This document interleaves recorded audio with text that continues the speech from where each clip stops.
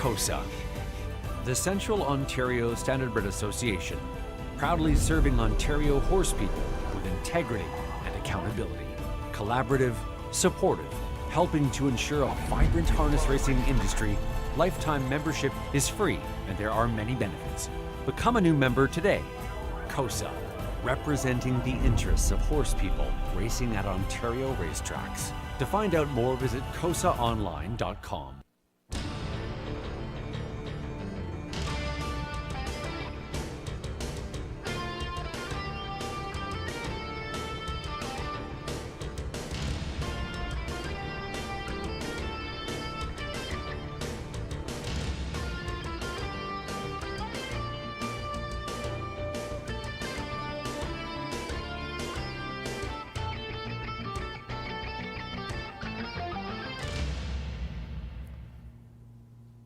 Mike's live. Here we go. We are live at the Raceway at Western Fair District, London, Ontario's half-mile harness racing action, and it's a jam-packed evening of 12 dashes on tap here in London.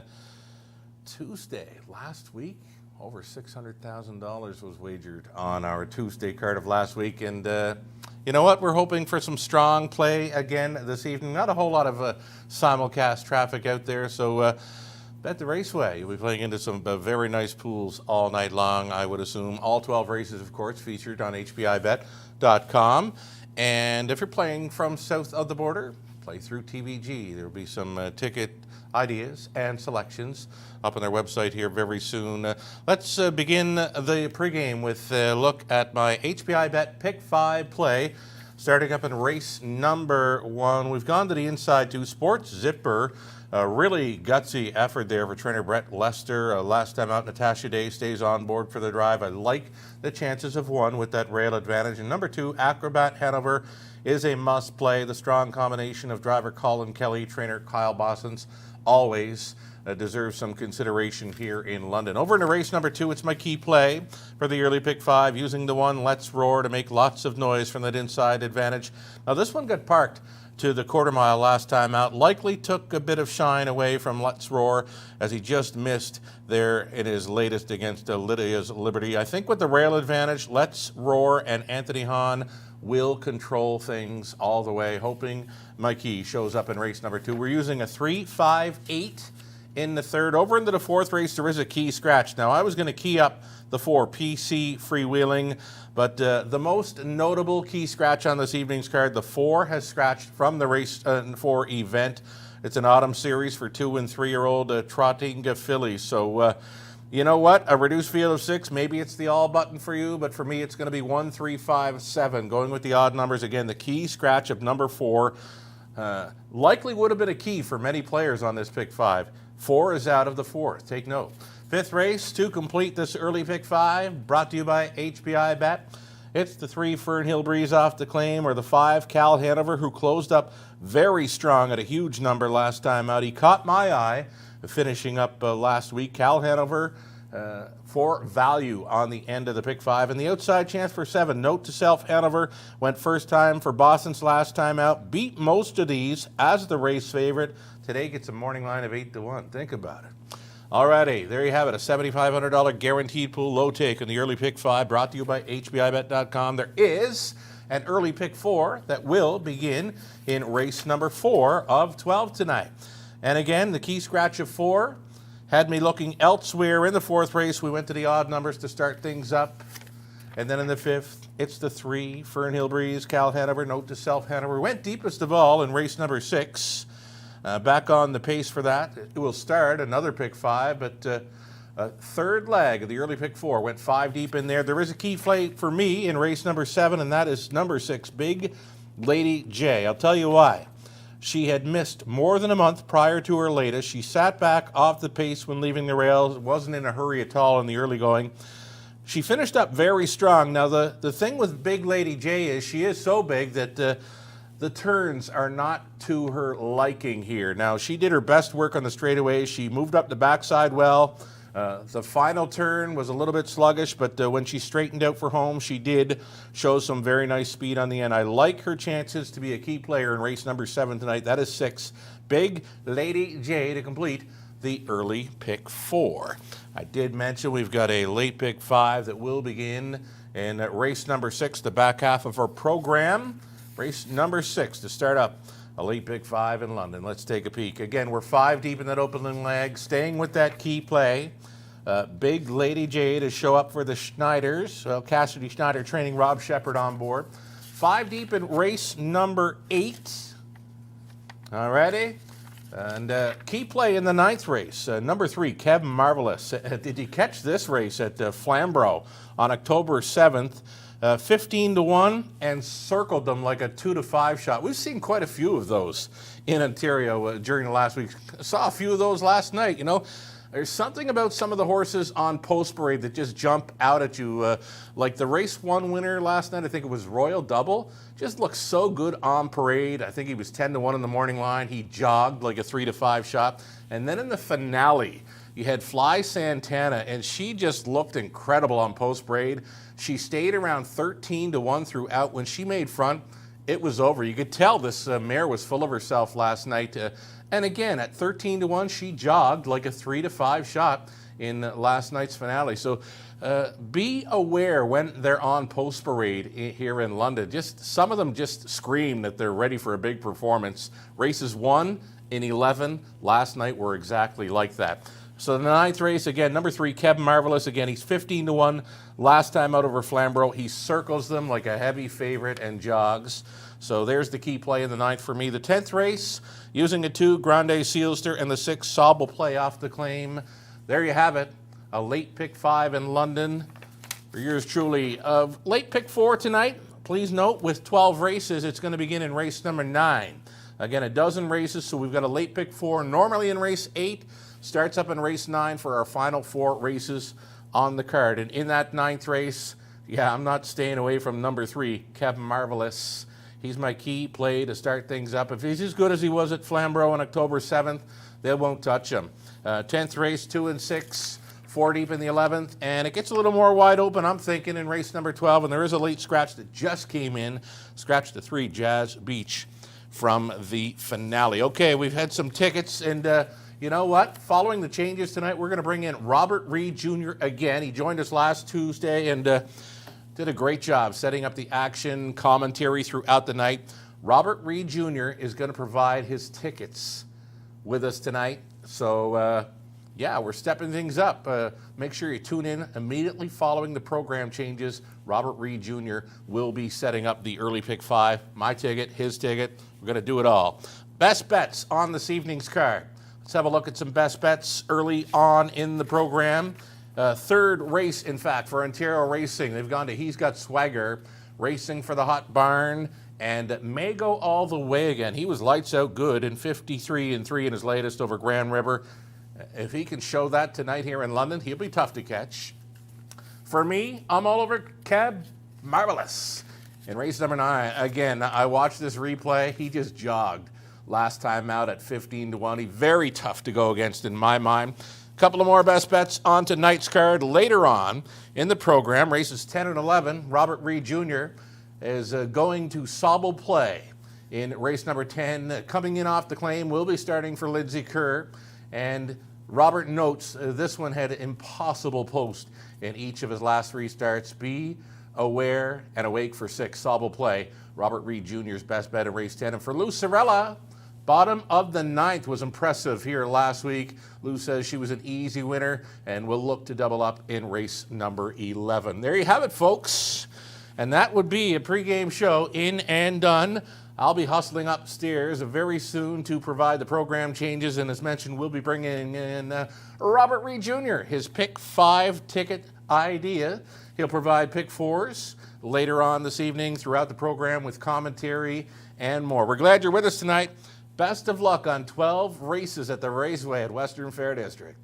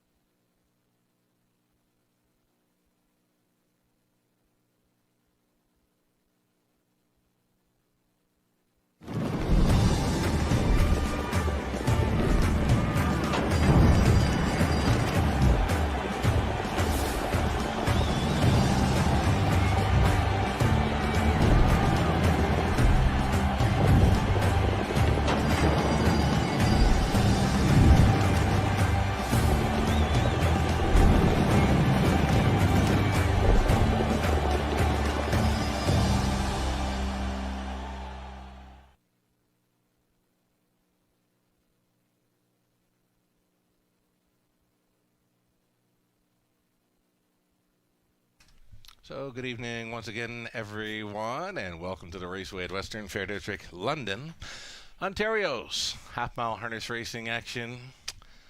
Might be a little bit short on breath here. I've just hustled up the stairs following a live pregame show here in London.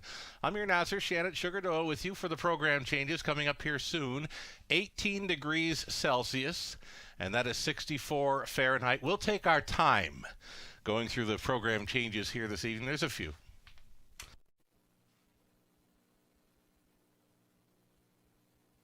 So race number one, the start of an HBI bet, pick 5 play. No changes in there. Opening up as a heavy favorite, number 2, Acrobat Hanover. Over into race number 2, the one horse, Let's Roar. Note the driver change. It'll be Colin Kelly tonight. Colin to drive a live win in Let's Roar from the rail in race number 2. Third race tonight, number 8, Outlaw Grabbin' Gear, switching to the open bridle. Open bridle for 8 in the third.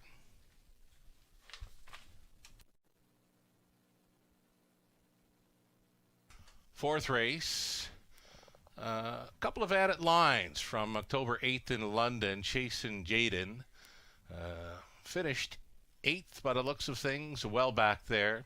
Race time 2-2. Might get probably race timed a little slower than that.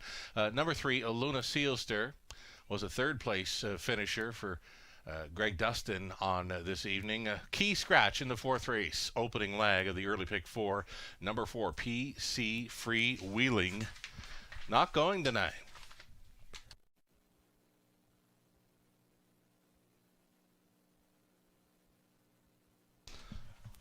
Going to keep on going here. Race 5, the 5, Cal Hanover at a screen. And the 8 horse, Rough Trade, October 9th at Flamborough. Finished second, timed to 57-1. Race 6, start of a late pick 5. Number 3, Outlaw Badlands, an ownership line change. It's now Michael Cecile. Michael Cecile now owns number 3 in race 6. We're going to keep on going then. Race 7, click, clack, down the track has come out. Scratch the 5 in race number 7. Scratching 5 in the 7th. 8th race is clear. 9th race will be starting tonight's late pick 4. Again with 12 races tonight. Race 9 starting a late pick 4. Number 4, L'Argent Lester. Put the blinkers on.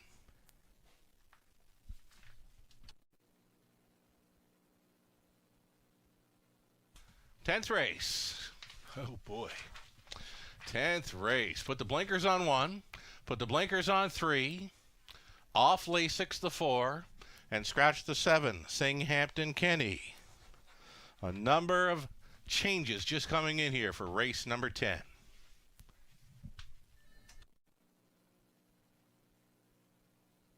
Race 11 is clear. 12th and final. Let's do it.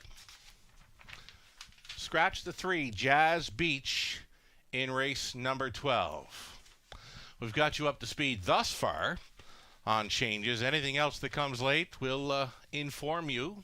We're now 8 minutes away from race number 1. As promised on the pregame, we'll welcome back Robert Reed Jr. for week number 2. Robert Reed Jr. with us to set up the early pick 5 tonight, and he'll talk horses, whatever he is interested in talking about tonight. Robert Reed Jr., this is your segment. Take it away, pal. Thanks, Sugar. I appreciate it. And, I feel like I should be walking up and down my stairs here in Newmarket for Sugar because I feel bad. He's got to make that long walk up to the announcer's booth. So I'll have to do it next time, folks. I'm going to walk up and down my stairs just, at a sympathy for that long trek that he has to get back up there for those changes and then call the card. Well, folks, it is a terrific Tuesday, we're going to call it, here at the Raceway, and I'm excited to be back.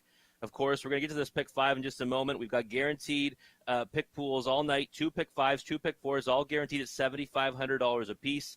And I think we've got a real real nice card of racing on our hands here tonight at the Raceway. We've got a preferred 3 for the Horse and Geldings on the pace in race number 3.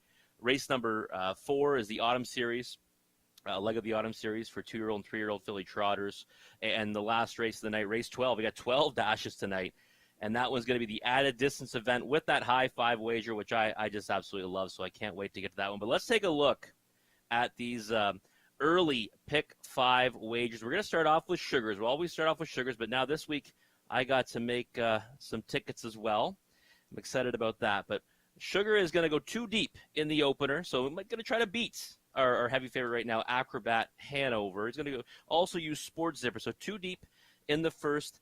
In the second, Keying, Let's Roar. I love that single. We'll see my ticket in a moment. I'm with them on that one. Third race, the 3, 5, and 8. That's He's Got Swagger, St. Lads, Beat It, and Outlaw Grabbing Gears. I'm on board with them there as well. That's 3 of my top 4 selections. And, St. Lads Beat It is one that I think has been racing fantastic as of late. In that fourth race, the Autumn Series, I think it's wise to spread out in there, especially with the scratch number 4, PC Freewheeling. I thought that one was a bit of a standout. She's out, and we're both going to be using 4 of the 6 in that race. I think it's kind of a wide-open event, and I like the direction he went with the 1, 3, 5, and 7. Number 5, Epic Thrill, is one that I'm really interested to see race tonight with Alfie Carroll in the bike. In race 5, Sugar's going to go 3, 5, and 7. And, I can say I'm on board, kinda, because he doesn't have my top selection. Number 2, Nate's Bucky in there. So Sugar's ticket's going to cost you $14.40. Let's take a look at mine now. Very similar. My ticket's very similar tonight. There it is there on the screen. There are 2 singles, though. So in the first, I'm not going to try to beat Acrobat Hanover. I thought this one was amazing at Green River 2 back in a condition claimer. I was on him on that occasion on the broadcast there. I'm coming right back to him, getting back into similar company tonight here at the Raceway. I'm going to start off single and single. Second race, singling the 1. Let's Roar. So we're going to try to get 2 singles down to start us off and then start to spread out a little bit. In race 3, 4 deep, using 3 of the same that Sugar used. I'm adding the 1, A Positive Hanover. So I've got A Positive Hanover, He's Got Swagger, St. Lads Beat It, and Outlaw Grabbing Gears. And then in the next leg, actually I lied earlier. I said I went 4 deep. I went 2 deep. I only used number 3, Luna Sealster and Epic Thrill. I'm really excited about Epic Thrill in that one. So, I'm willing to stick my neck out with Epic Thrill. Not enough to single, but I think she's got a big shot in there for Blair Burgess and Alfie Carroll. Final leg, I'm going 3 deep as well, but a different direction because I like Nate's Bucky as my top selection. I am going to use Fernhill Breeze, the 3, and the 7, Note to Self Hanover, who's my best bet last week, who was victorious, but now draws a much more difficult position to work from. But number 2, Nate's Bucky, is my top selection. My ticket isn't going to cost you all that much, just $4.80 for a 20-cent ticket. And I like that ticket. I looked at it a few times, thought I might try to add here and there, but decided that, no, I'm gonna stay firm with my conviction and stick to that ticket. And if you're wondering how many combinations Sugar and I have where we can both be victorious tonight, the key number is 12. There's 12 chances where we can both find the winner's circle tonight. Good luck on your wagers. Start mapping them out now. We're 3 minutes away. Until the horses should be headed out on the track and not too long away from post time. Guaranteed pool, $7,500 in that early pick 5. Low takeout, 15%. Folks, you don't want to miss this one. And you know what? Just like a big shout out, obviously I wasn't, with you guys last night. I'll be here every Tuesday night. And what's exciting about Tuesday nights is we take center stage. And, that was certainly evident last time when over $615,000 in handle. You guys did a fantastic job out there, all our supporters, all the horse players. And without you, this game would certainly not exist. So thank you so much for that. And we're hoping to see something similar tonight. Sugar and I will be providing commentary throughout the night, our pick 5s, our pick 4s, and I'll be firing along with you. So I don't just give my picks, folks. I'm in there with you. I win with you. I lose with you. And hopefully we'll have another great night this evening. Just 2 minutes away till the opener. And Sugar and I will come back after the post break to give our thoughts on race number 1. Right on. Wonderful job there, Robert, setting things up for this early pick five, a go-to wager here at the Raceway. And I'm just going to fill in an error that was given in program changes. If you want to turn back to race number 2, Colin Kelly will be driving number 4, Tearing Up the Credit. Again, the program change was given an error for race number 2. Number 4, Tearing Up the Credit. That is the horse that we'll see Colin Kelly driving. Number 1, Let's Roar. Anthony Hahn stays on board, of course. And I believe this horse is adding blinkers as well tonight. So leave Anthony Hahn on 1. Let's Roar in the 2nd. Put the blinkers on. Colin Kelly, the driver changes for the 4, Tearing Up the Credit, and that was on our end. Apologies to anyone that scribbled into the program, Colin for the 1, but Colin will be driving 4 in race number 2. We are soon to post parade here for the first of a dozen. That's right, it's a dozen races for tonight, and we've got a dozen races booked again on Friday evening. The selections for Friday, they're up on our website right now at westernfairdistrict.com/raceway. This coming Friday evening, it'll be the Veterans Classic evening. It'll be a flyover early in the program, weather permitting. There'll be named races throughout the night. Now, Veterans Classic night, always a big evening here where we celebrate the military and all the great goings on over the years by our veterans throughout the country. And you know what, celebrating the veterans here, it's we love to do it. We're going to do it this Friday evening, the Veterans Classic, a possible flyover prior to the evening's program, weather permitting, of course. Getting set for 12 races at the Raceway at Western Fair District on a Tuesday. Good luck tonight.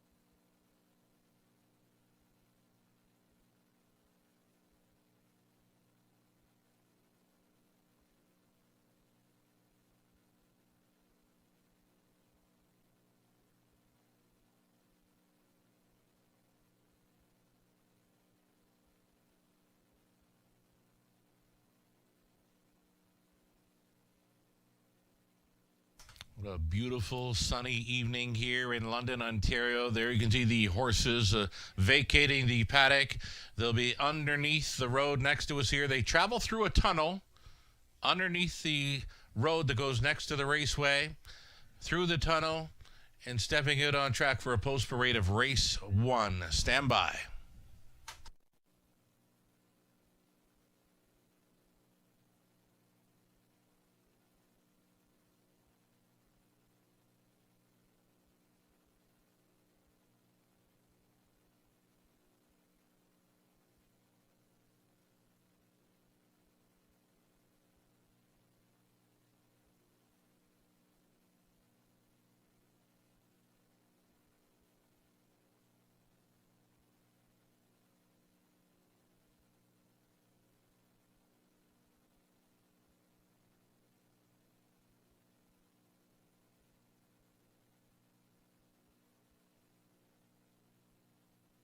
Here we go. First of 12 in London on Post Parade now. A group of pacers claiming tags 15,000 for the non-winners, 25,000 life. Number 1, Sport Zipper, trying for a repeat here for owners Michel Attard and Jean Allaire.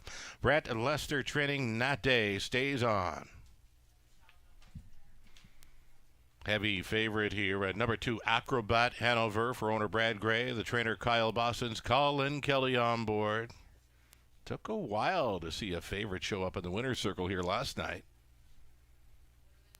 Number 3, Rising Dragon, goes out for owner-trainer Bernie Desmond and Nick Stewart.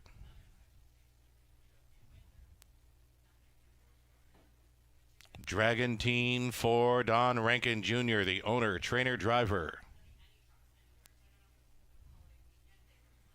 Amy Hardy owning Troy Cochran trains the 5 coin flip, Garrett Rooney.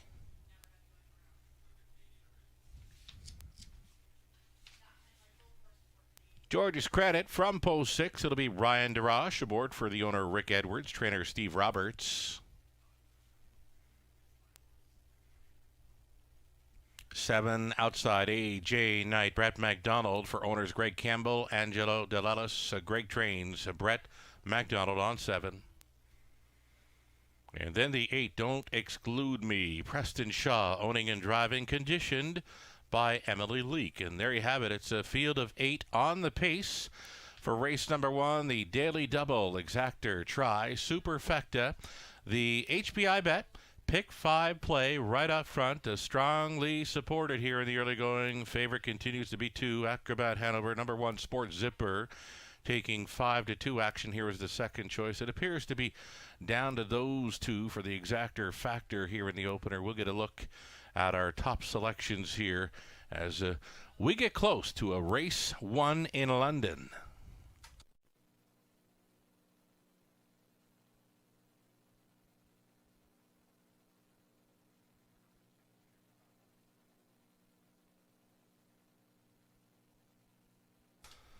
Alrighty, so wonderful job setting up the early pick 5 here following the changes. Robert Reed Jr. back with us for another evening of, well, it's a full card. Hey, Robert, 12 races tonight. I alluded to this on the pregame show that last night on Post Parade, 2 horses just sort of were screaming that they wanted to win it at a nice price. A Royal Double in the opener, and then in the finale, there was a mare, Fly Santana. I've never seen her look so good, and she just jogged at 13-1. It's something that I've noticed at many a track over the last week or two. Just huge form reversals this time of year. Maybe it's allergies being a factor and the weather cooling down. I don't know, Robert, but some of these horses, you might want to have a close look on Post Parade. We saw one last week there, you know, he didn't look so good at Post Parade, and we alluded to that. You know, we can't sugarcoat things, right?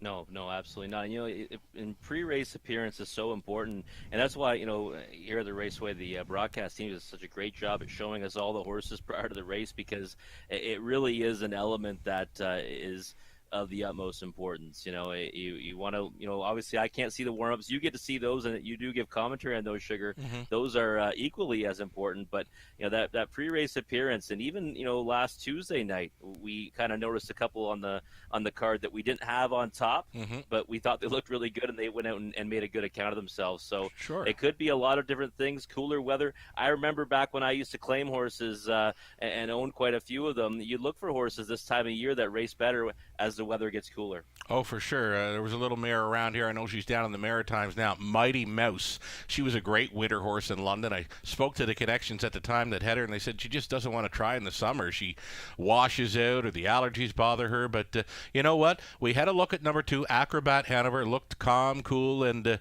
relaxed, and he looks fine at 9-5. Taking some serious action now. Here's Natasha Day we're looking at with a Sport Zipper. A great account of himself last time out when he traveled first up for a long ways, and he looks all right with the rail advantage tonight. The horse players are really getting behind this horse.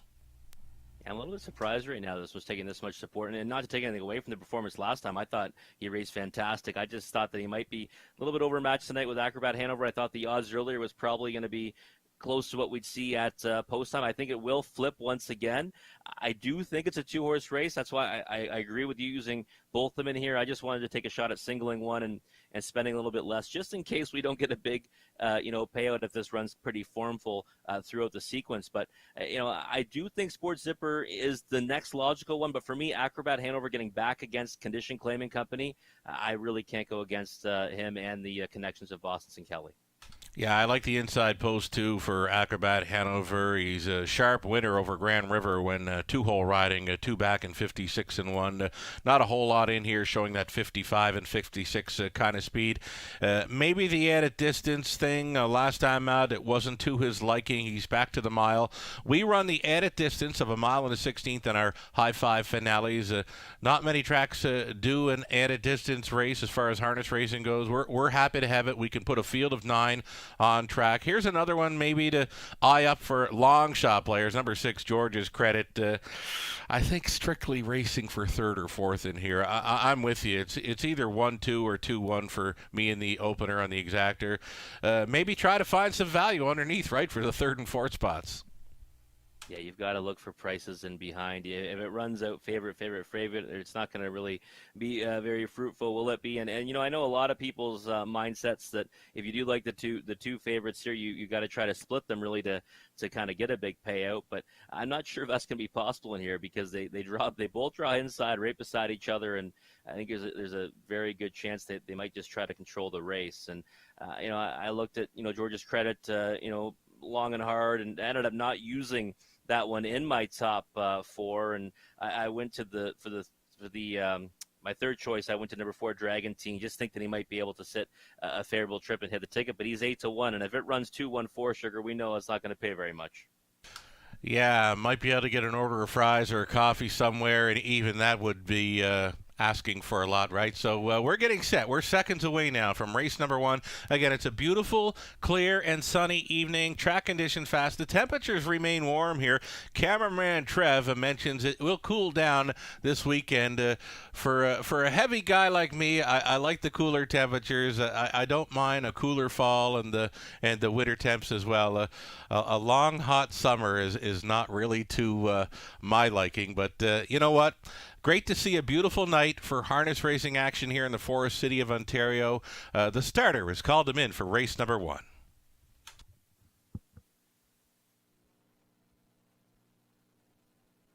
Here we go, right off the bat in the opener, a field of 8 behind the gate. Starts up the HBI Bet Pick 5 play. Sports Zipper on the rail, then Acrobat Hanover, Rising Dragon, Dragon Teens in the center, then Coin Flip, George's Credit, 8 Night for 7 across, and we do have a trailer in number 8, Don't Exclude Me. They are a 16th out. Here they come. You're watching race 1 in London. It starts now. They're off, and George's Credit, and Roche has some early speed to work with. Traveling outside of that is AJ Knight, and protecting his inside lane, Acrobat Hanover. Acrobat Hanover at 1-2, trying to control things here in the early going, though AJ Knight driving on here for Brett McDonald. Plugged in there in 3rd is a Rising Dragon. Now settled back into 4th was George's Credit. A slow beginning for the rail starter, Sport Zipper, who's in 5th now and about 8 or 9 off the lead. Quarter mile speed. Here's another 27 3/4 mile to start things up in London. Saw quite a few 27 and change opening quarters last night, and it continues on a warm, sunny evening in London. Here's Acrobat Hanover for Colin Kelly. On top, Rising Dragon, protected. That 2-hole ride at 35-1. Backed up into 3rd was AJ Knight. 4th is George's Credit. Thinking about it. 5th is Day with Sport Zipper. And she's right lining that one now to go. Dragon Teen to follow up on the live cover. Back to Don't Exclude Me, and the trailer would be Coin Flip. A half clocked up in 57-2. So a 29-4 second frame for the pace setter for the favorite Acrobat Hanover, who now widens his lead by 3.5 flanks, and he's looking very brave. All alone second, Rising Dragon coming on to take third. Sport Zipper still following on that cover, and soon to be fourth was Dragon Teen out of the backfield. Coin flip. Here's three quarters. Hit me. 1:26. 28 and 3 through the third for a live wire, and Acrobat Hanover. He's got it by 4, and he'll try for more. Acrobat Hanover. Rising Dragon will try to cling to second. Dragon Teen with some late pace. Now to challenge for second. Sports Zipper third. Here is Acrobat Hanover, and he was much the best, but he rolled off stride late. But he's under the wire pacing for Kelly. On for second, Dragon Teen, Rising Dragon third, close for fourth. Anxious moments near the end there for the heavy favorite Acrobat Hanover, but I think he's good to go. 1:56 and 3.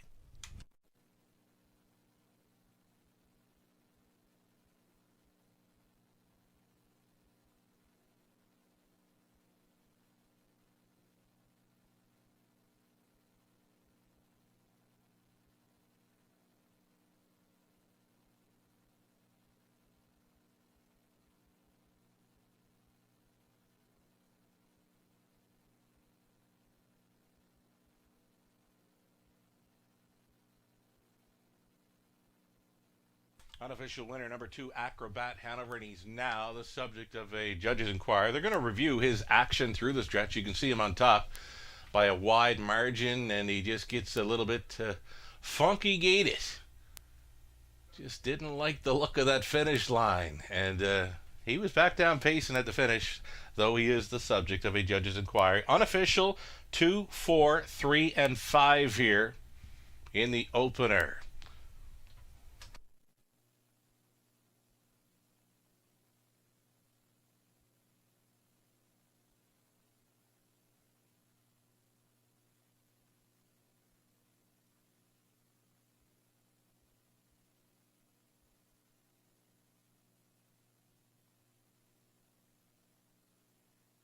Returning down in front, number 2, Acrobat Hanover, 4-year-old son of sports rider. Out of All Night Long by the Ponderosa for the owner, Brad Gray of Dundas. Kyle Boston's condition. Colin Kelly driven to win, going all the way tonight in 1:56 and 3. Under the wire first here, Acrobat Hanover. Congratulations.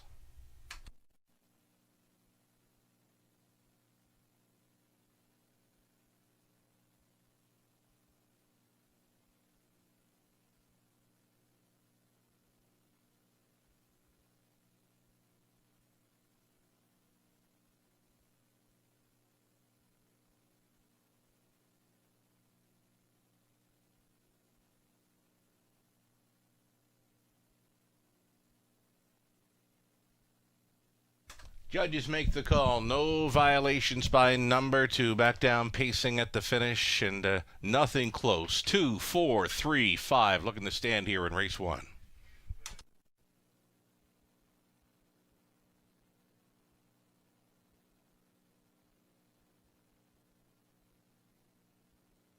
So race number 1, well supported at the mutuals. Over $15,000 in that HPI Bet Pick 5 play. Believe it was just over $50,000 wagered on the opener. 310 to win at Acrobat Hanover. The exactor came back at $980. Dollar try, $150.75. Super for $1, $938.50. That's all right. The 20-cent super worth $187.70 with an extreme favorite on top. Those are decent prices for the try and a superfecta considering. Sports Zipper was 5th. Acrobat Hanover won it. Rising Dragon 3rd. Dragon Teen 2nd. Coin flip 4th. George's Credit 6. AJ Knight was 8. Don't exclude me 7. Fractions were hot. 27 and 3. 57 and 2. 126 and a mile of 156 and 3. Acrobat Hanover his 5th career win, and that is 3 on the season. Top down a 5, 1, 3, 2, 4, 6, 8, and 7. 11 more to go. Race 2 up and coming. Put the blinkers on 1. Let's roar. Anthony Hahn stays on to drive. There is a driver change on number 4, tearing up the credit, and it will be Colin Kelly. An exactor try super comes up in 8 minutes.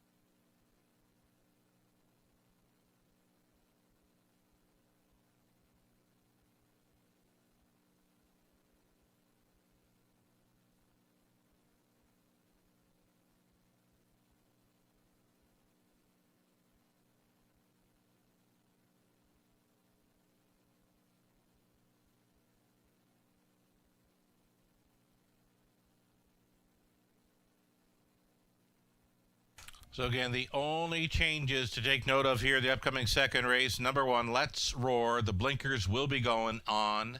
And the 4-horse, Tearing Up the Credit, that is the one and only driver change. It will be Colin Kelly trying to come right back in race number 2. About 3 minutes wagering time. The upcoming second race. Race 2 of 12. A busy night here as we get a live shot of the paddock.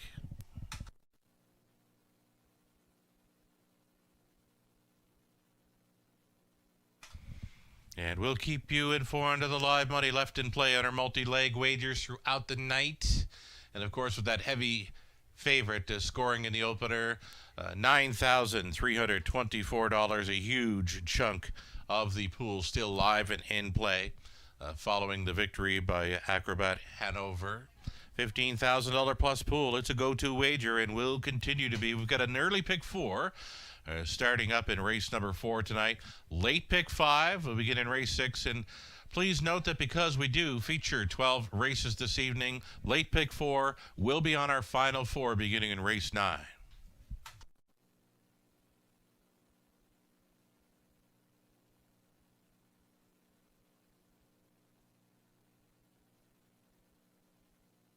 Guest capping our card this evening, the hashtag Lunos. Lou stepping outside the box here in race number 2 with number 6, Miss Megan Sparkle. Tyler Moore on board for co-owner trainer Mark McCormick. Myself, I went to the rail. Let's Roar, put the blinkers on. Robert Reed Jr. is siding with that one as well. Nice price currently on number 1, Let's Roar. Parking through a quarter mile last time out, just missing on the end. He's currently 4-1. And for Ontario Racing, they've gone to 3. Dandy Idea, the current favorite here at 8-5. Austin Sorry on board for the Leons. Post parading soon.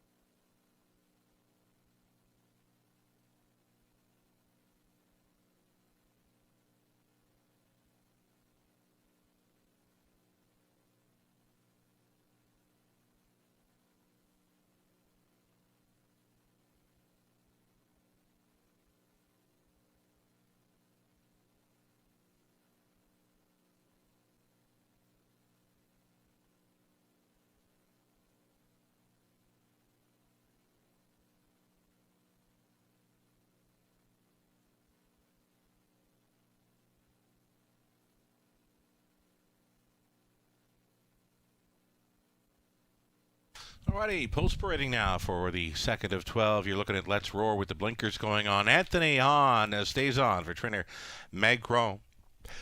Ownership line, Hot Racing Stable of Pennsylvania. Number 2, it'll be Faithful's Nola Totterborth for the owner-trainer Ernest Nuzio.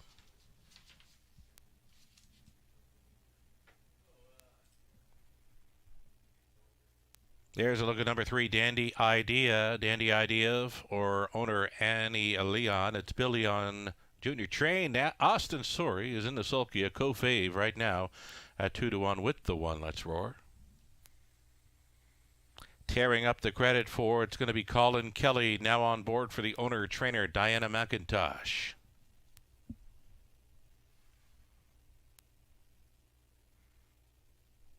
Amanda Riley, Greg Peak, Robert Barbara share the ownership on 5. Anchor So Real in from Kawartha, trained by Tom Roddick. Travis Henry aboard number 5.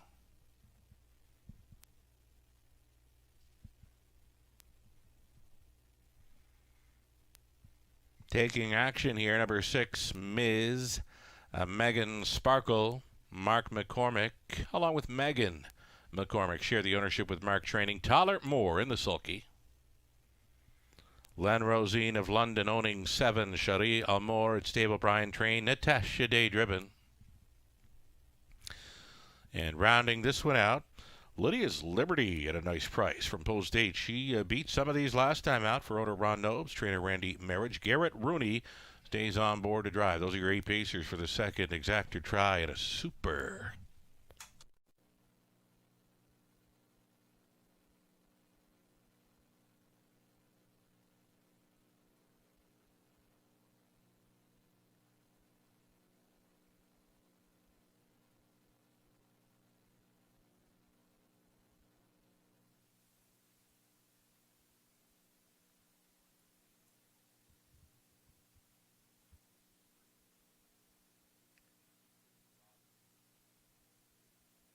Alrighty, so here's a look at number 1. Let's Roar. Anthony Hahn stays on, of course. Blinkers added for this. And parking through a quarter mile. Last time out, just missing. Rail advantage tonight, Robert. You know what? 9-5. That's a pretty decent price. I thought this horse, with you making it a key play, I thought this horse would actually be sitting at about 2-5 right now. Yeah, we both singled this one on our pick 5, Take a Sugar. And I'll be honest, I might have made this one my best bet. We see even money now, though, right? The price drops down.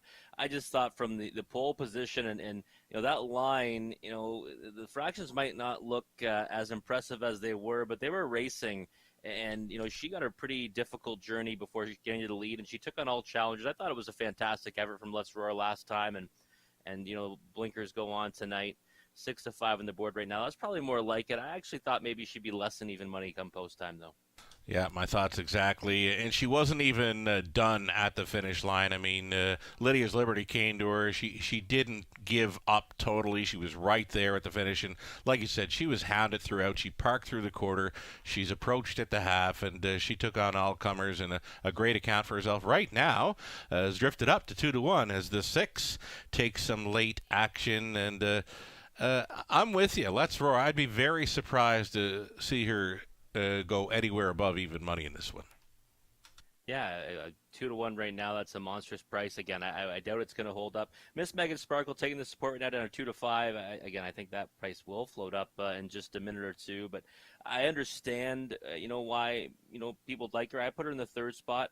I like horses that are racing at this level. We see a lot of horses moving from the condition claiming ranks into an open non-winners of 30,000 lifetime. So I'm always going to side with. Initially, all things being equal, the ones that have been racing at this similar level. So I like Miss Megan Sparkle, but more so for a play underneath and not really on top, especially at 1-2. Well, speaking of horses that have competed against each other, the one that beat Let's Roar last time out, we're looking at 8 Lydia's Liberty at a price. That's pretty wild right now, 25-1. You look at it and say, well, How about that discrepancy? 3-2 versus 25-1. Lydia's Liberty beat that one just last week, and Post 8's not the worst spot for her. She gets to follow out Let's Roar behind the gate, so maybe some people might still be getting used to the raceway, and it's an adjustment for me. Obviously, coming from Grand River, where Post 8's the worst spot on the racetrack. Post 8 here, the trailing post, especially behind one like Let's Roar, is not that bad of a spot to start from. Right on. My program selections in the program and on our website. I don't have a lot of space to work with for bullets, but one thing I do mention, when a horse is trailing out in London, I might put something like number 8, Lydia's Liberty, follows out speed, because that's what she's going to do here, follow out the speed of 1.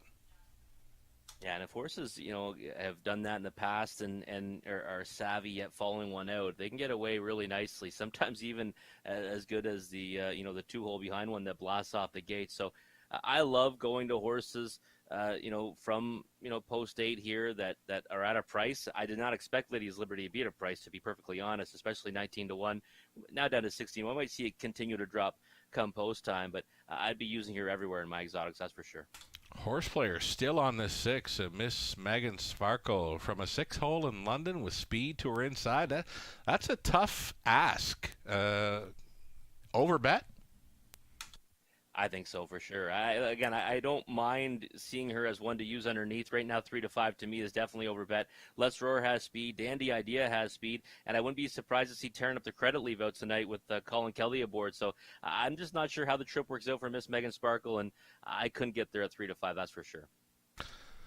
I agree. 3-5, now 4-5. Still asking a lot for number 6 to show up in the winner's circle at that price. Still getting some pretty good value. 8-5, above even money on number 1. Let's Roar with the blinkers on. Maybe the horn will be blowing as well. The gate is moving for race number 2. Let's do this thing.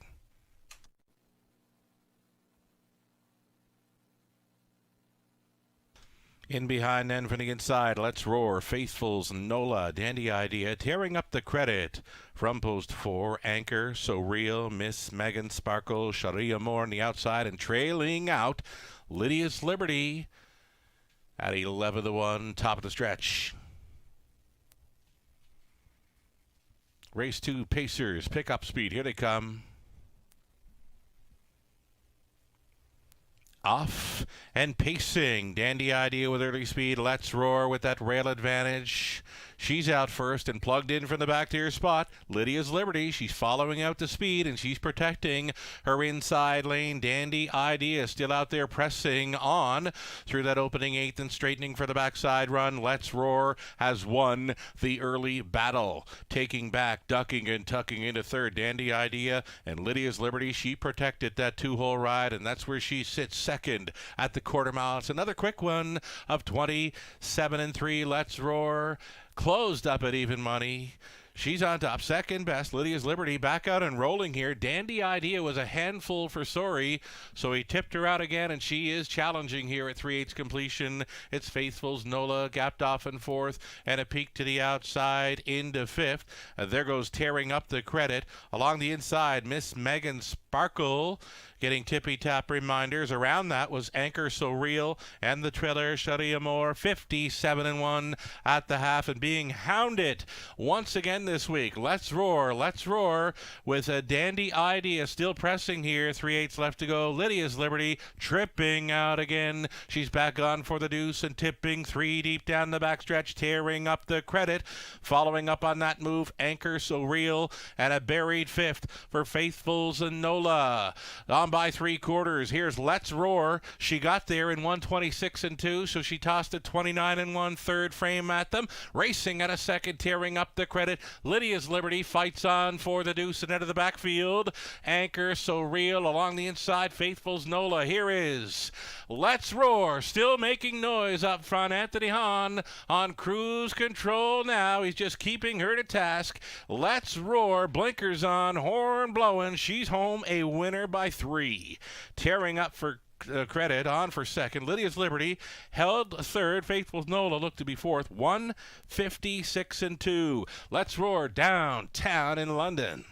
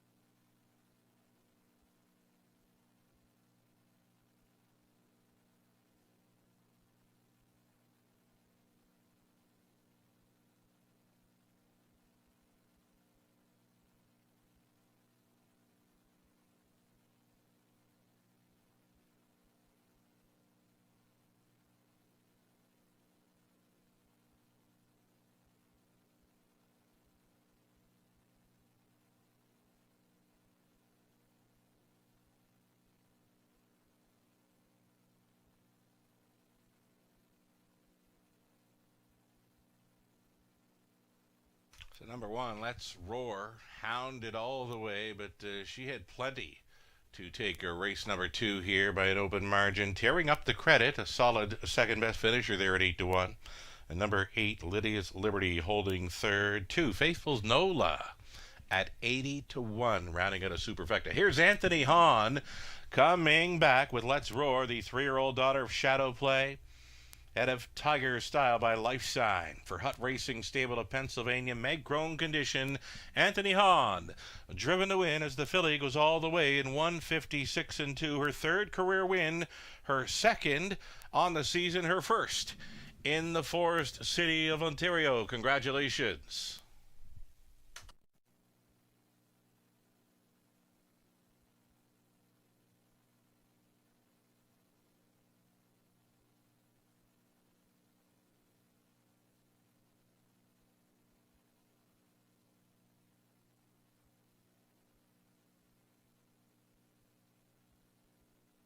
$4.20 to win, and Let's Roar, and that's all right. Exactor $20.40, dollar try $54.90, super for a buck $644.75, 20 center worth $128.95.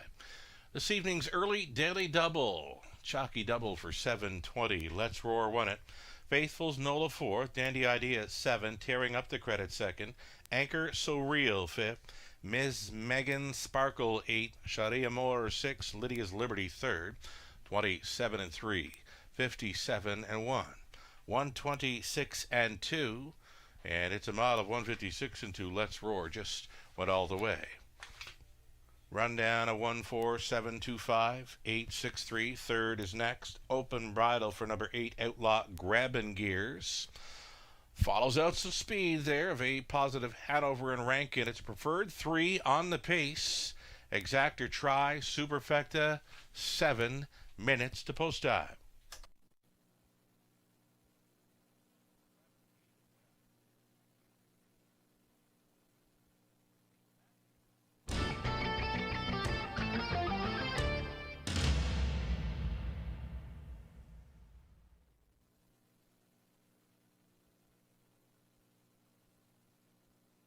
Getting word of a late vet scratch. Race 11 tonight. Race 11, scratching number 8, Be Vanish.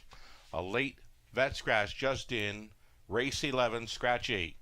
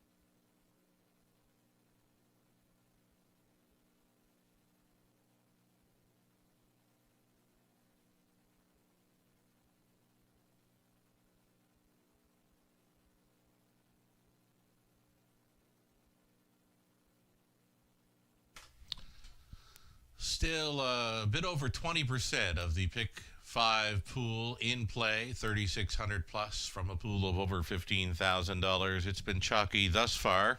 Versus last night, where we saw a number of long shots showing up in the winner's circle through the early going. At Acrobat Hanover, heavy favorite in the opener. Let's Roar closed up as the even money fave in race number 2. Still a decent price coming back on Let's Roar for Hahn in the second. Third race, up and coming, taking all the action thus far is number 8, Outlaw Grabbing Gears, switching to an open bridle.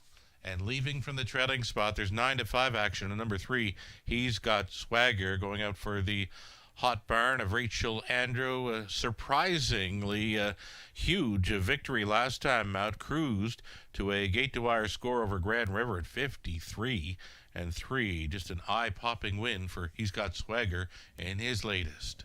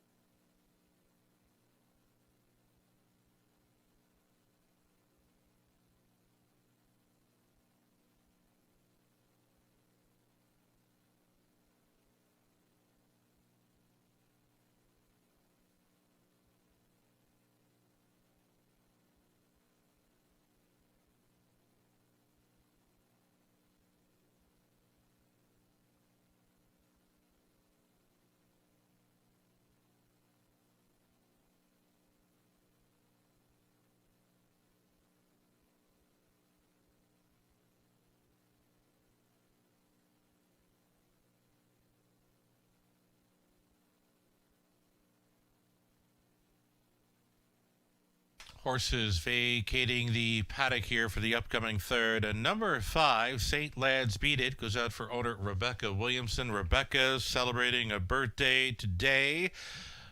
Steve Quinn looks after the horse St. Lad's Beat It, the upcoming third. He would like to pass along birthday wishes, and we at the Raceway, all your friends here at the Raceway, Rebecca Williamson, happy birthday and best of luck with St. Lad's Beat It from Post 5 here in the upcoming third.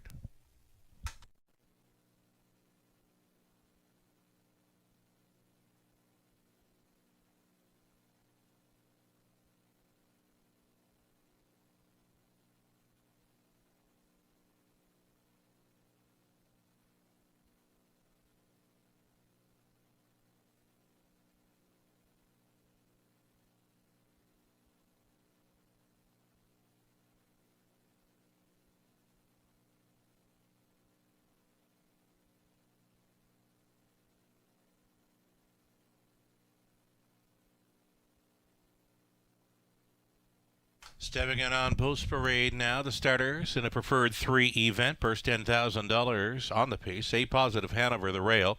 Owned, trained, and driven by Don Rankin Jr. St. Lad's Flirt from Post 2. Colin Kelly gets the call for Franz Peterson, the trainer Gaston Dumont. Travis Cullen, Rachel Andrews sharing ownership on 3. He's Got Swagger, Rachel training, Travis drives. Number 4, YS Lotus for Amanda Riley and Steve McGill. It's Tom Riley training Travis Henry. Rebecca Williamson, the owner. Jeff Williamson trains 5. St. Lads beat it. Anthony Hahn.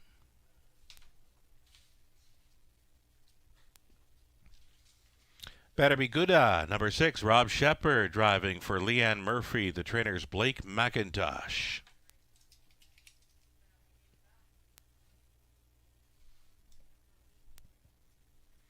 Outside chance for number 7, Champagne Phil. This 11-year-old son of Shanghai Phil, owned by ICR Racing, trained by Kenny Oliver. Natasha Day stays on board. And a trail out, a current favorite in number 8, Outlaw Grabbin' Gear, switching things up to an open bridle for the owners, Paul and Nicole Davies, along with Deb Pinnell. Paul does the training. Bruce Richardson on board for the drive. Those are your 8 preferred 3 pacers here in the third. We'll bring in Robert Reed Jr. And Robert going 2 for 2 thus far with his key plays on the pick 5. And here we get a look at a top selection for Robert. St. Lads Beat It. Take it away, Robert. St. Lads Beat It to me is just a hard-working horse that I've loved everything he's done so far this season, Sugar, and I saw him a lot at Grand River. That last effort, now he's missed, I guess a week in between starts, you'd say, but he had post 8, which is just, an impossible spot at Grand River, and he went parked a long way before rolling wide and ended up finishing third to Easton Beach. And Easton Beach is a type that when he gets on the front end and gets brave, he's tough to beat against any preferred group. I thought it was a rock-solid effort, and it was, one that just kind of has been kind of par for the course for St. Lads Beat It this year. He's done it every time. Every single time he comes out on the racetrack, he gives his best, and I think we're going to see it again tonight from him. 5-2 on the board. He's hit the board in 10 of 12 this season, 6 victories. I like the price right now at 3-1 as well, and I think it's interesting that in the last race we had a horse from the second tier go off at what I thought was a huge overlay in Lydia's Liberty. And as much as, I do think Outlaw Grabbin' Gears is a pretty nice racehorse, I've got him picked for 4th. I think he's an underlay right now from that same starting spot. You could be right about the 8 right now at 7-5. You could be right about number 5, St. Lads Beat It. Interesting to note, went 0 for 22 last season, but certainly turned things around with 6 victories. Anthony Hahn trying to come right back with number 5, St. Lads Beat It, here in the third. Another one that is catching your eye in here, caught many people's eyes in his latest, was number 3. He's got swagger. Huge win in his latest. Yeah, it was on the same night that effort from St. Lads Beat It came, and I'll be honest, I'll take the L on that one. He's got swagger, got past me on that day, and it's one of those ones that you just have to tip your cap and say, wow, well done, because he was unbelievable. 53-3, and he was under wraps. Like he won by as many as he wanted, and he was under a huge hold. But this is a classy horse that's got 36 wins, 180,000 made, and when they get good, they remember what it was like, to pile up the wins. And he's only got 3 in the season, but there's been years where he's won, many. So I wouldn't be surprised to see him come back with another, rock solid effort tonight. I didn't put him on top. 3-1 though. I couldn't fault anyone for going that direction. Right. Looks like he got very brave on the front-end mission. Last time he was on the lead before that, he just missed over Georgian in a quick mile over a sloppy track. So this horse loves it on the lead and could get there tonight, but some serious speed with Rankin on the rail there. Don Rankin Jr. with A positive Hanover, knows his way around London, navigated through traffic last time out to finish 4th with A positive Hanover leaving the rail tonight. One final look here at number 3. He's got swagger, looking to continue with his fine form that he showed last time out. We're going inside of 2 minutes now on race number 3. A positive Hanover, worth a look? I think A positive Hanover, looks good in here, and it just looks calm on the track right now. And I just thought that last time, trailing post, you look at that effort. I watched that replay a few times. Didn't really get a chance to get into it until late, and that's a pretty solid group that he raced against. And now here he comes tonight, nose on the gate. I don't know if he can win the race. I think he's one you've got to use underneath, though. He's a speed threat and one that should hit the ticket. 9-1 on the board. he'd be everywhere in my try and my superfecta. And the thing about it too, Sugar, is that I'm looking at it tonight. We've got all these must-play wagers, all these multi-leg bets, but these superfectas so far have been paying unbelievable. We had one in the off two favorites so far. We've had $900 and over $600. So the superfecta right now is a wager I think is a must-play as well at the Raceway. Right. I did a column a few years ago for the Horse Players issue of Trot, and one thing I did note in that article was that, don't be afraid to play these odds-on favorites, but you have to use value underneath it. If you can get the second choice, beat for second, when the odds-on horse is going to win it, those tries and supers are going to pay off, and that's what we've seen thus far tonight. Yeah, we've seen that exactly. And even the last race, it was a couple of logical horses. They weren't the next choices, but finished second and third. You add a bomb in the fourth spot. And, I mean, when you're, kind of not using a ton of them in the second and third position, it's not difficult to take it all for the fourth spot. And I'll be honest, I was shocked what it paid when I saw it flash up because I thought the two that landed in behind were fairly logical, the ones that finished in behind Let's Roar. So, yeah, I'll be looking at that the rest of the night, that's for sure, because I think there's been some massive overlays in that pool. Right on. One final look at 8, Outlaw Grabbing Gears. The bridle change to an open. Leaving from that trailing spot, though, is following speed, and the horse players sticking with this one. They've made it in the favorite currently at 8-5. The starter is calling for some top-class pacers in London. Still time. You'd have to hurry, though.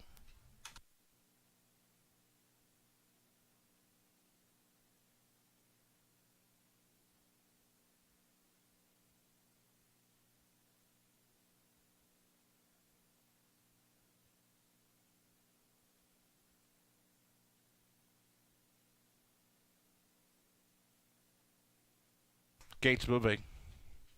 Preferred 3, Yvette on the pace. Moving in. 8 positive Hanover for Rankin. St. Lad's Flirt and Kelly. He's got Swagger, Cullen. YS Lotus, Henry. St. Lad's Beat It, Han. Better Be Good as Shepherd. Champagne Phil and Day. Trailing out Outlaw Grabbing Gears. Richardson. Into the stretch. Picking up speed. Here they come. They're off. It's on. On the inside, 8 positive Hanover next door. He's got Swagger. Rankin wants control. He's got it. In the early going with 8 positive Hanover. He got the marching orders.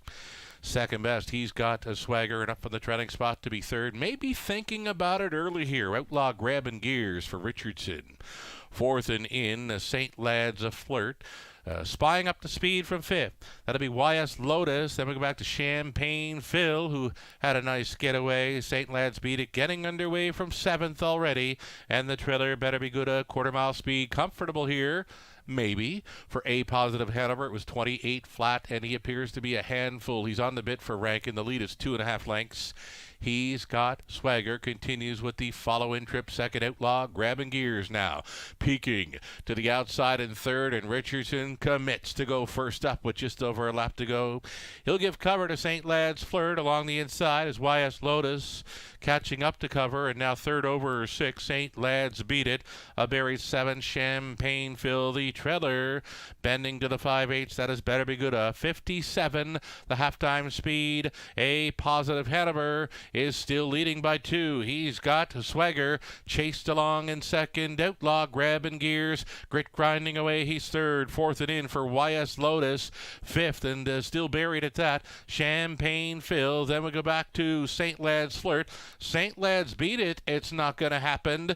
Better Be Good along the inside. 125 flat, and Rankin going strong still with A positive Hanover. He's got Swagger. Will take aim. Battling on for third, Outlaw Grabbing Gears and a YS Lotus. Strides are shortening up. An A positive Hanover still coming. He's got Swagger. He's got Swagger in the final strides. Gets it. A positive Hanover to be second. Maybe YS Lotus third over Outlaw Grabbing Gears.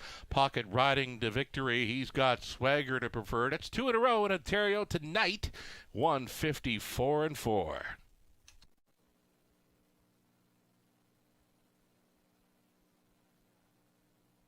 Judges' inquiry here. They're going to review a possible pylon violation by number 1, A positive Hanover, following the half mile. Hold all tickets. Judges' inquiry on 1 for a possible pylon violation.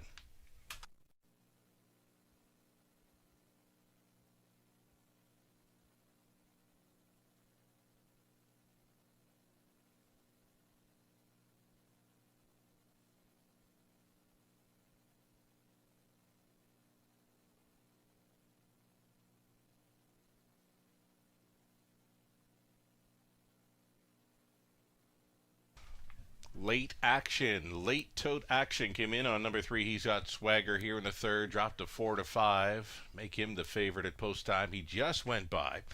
Number 1, A Positive Hanover in the lane. On to take third was a long shot in 4, YS Lotus. Number 8, Outlaw Grabbing Gears fourth. It's 3, 1, 4, and 8 unofficial. As mentioned, number 1 goes under a judge's inquiry for a possible pylon violation following the half.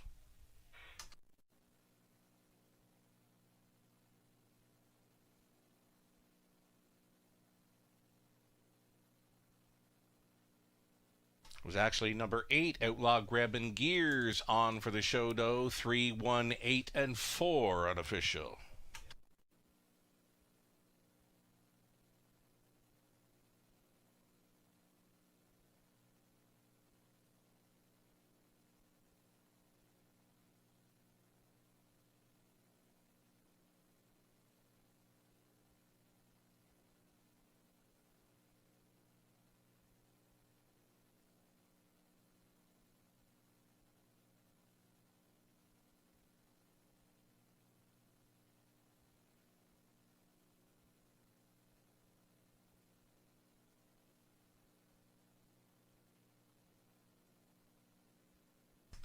Returning to victory lane, here is He's Got Swagger, meeting up with co-owner, trainer Rachel Andrew. He's Got Swagger, 6-year-old son of Vintage Master, at a Bubbles promised by firm friend Travis Cullen, co-owning and driving to victory for 2 in a row in Ontario. The Big Lum is with us in the winner's circle tonight as well.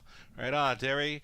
54-4, doubling up victory for He's Got Swagger. Again, that's 2 in a row in Ontario. Congratulations.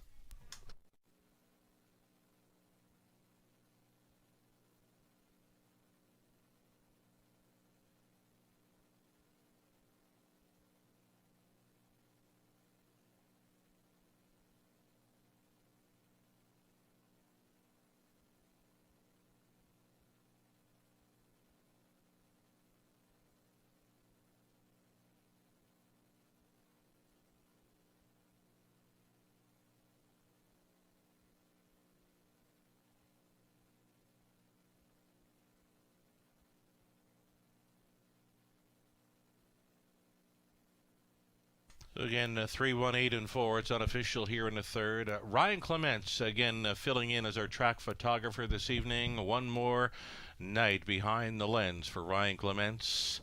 Prints ordered with Ryan yesterday are with Ryan tonight and available for pickup all evening long. Again, if you happen to order a print from last evening at the Raceway at Western Fair District, Ryan Clements filling in again. He can provide you with your prints that were ordered last night. He's with us again tonight, filling in. Thanks so much, Ryan.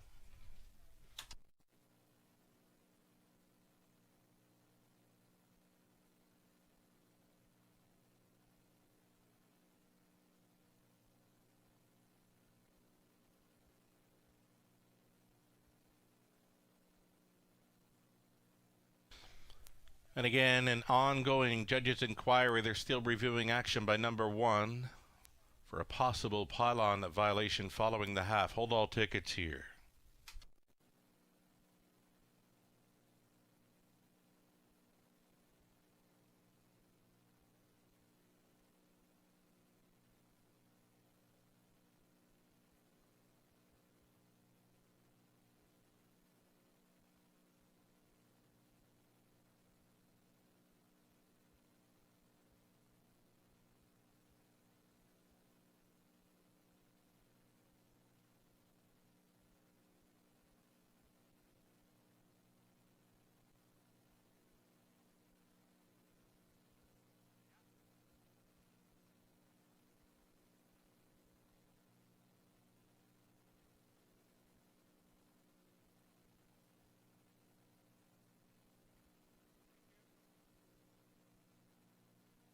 Ladies and gentlemen, there has been a placing as a result of the judge's inquiry. Number 1, A Positive Hanover, was inside 2 consecutive pylons.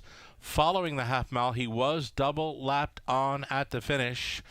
So it's a placing. Number 1, A Positive Hanover, finished second, will be placed fourth for the pylon violation and being lapped on by both 4 and 8 at the finish. Going to make the new call read a 3, 8, 4, and 1.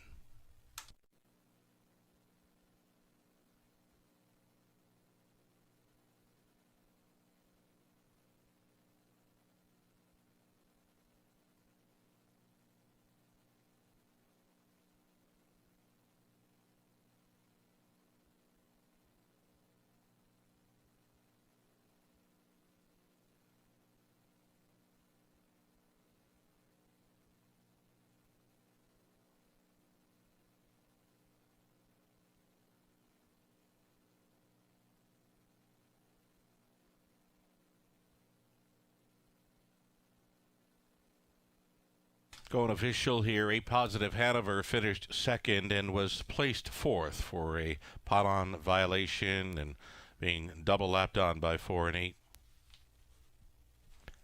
St. Lad's Flirt was 6. He's got Swagger, a race winner. YS Lotus, 4th place, 3rd. St. Lad's Beat at 7.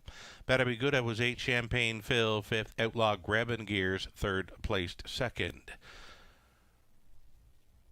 Time of the mile was 1:54 and 4. Another big effort by He's Got a Swagger for 2 in a row. In Ontario over Grand River, he was 53 and 3 and pocket riding to a win here tonight in 1:54 and 4. A very nice mile and preferred 3 action here in London. Top down reads 4-6-1, 3-7, 8, 5-2, 360 to win on He's Got Swagger, who took all the late action there. Exactor $9.90. It's all right for those two. $1 try at $41.25. The Super for a buck $169.05. 20 center comes back. It's worth $33.81. Turn the page. Go on to race 4 and scratch the 4 PC Freewheeling. A key scratch, the opening leg of the early pick 4. Number 4 comes out. A reduced field of 6 for the Autumn Series. 2 and 3-year-old trotting fillies. Exactor try, Super, early pick 4. 8 minutes to think about it.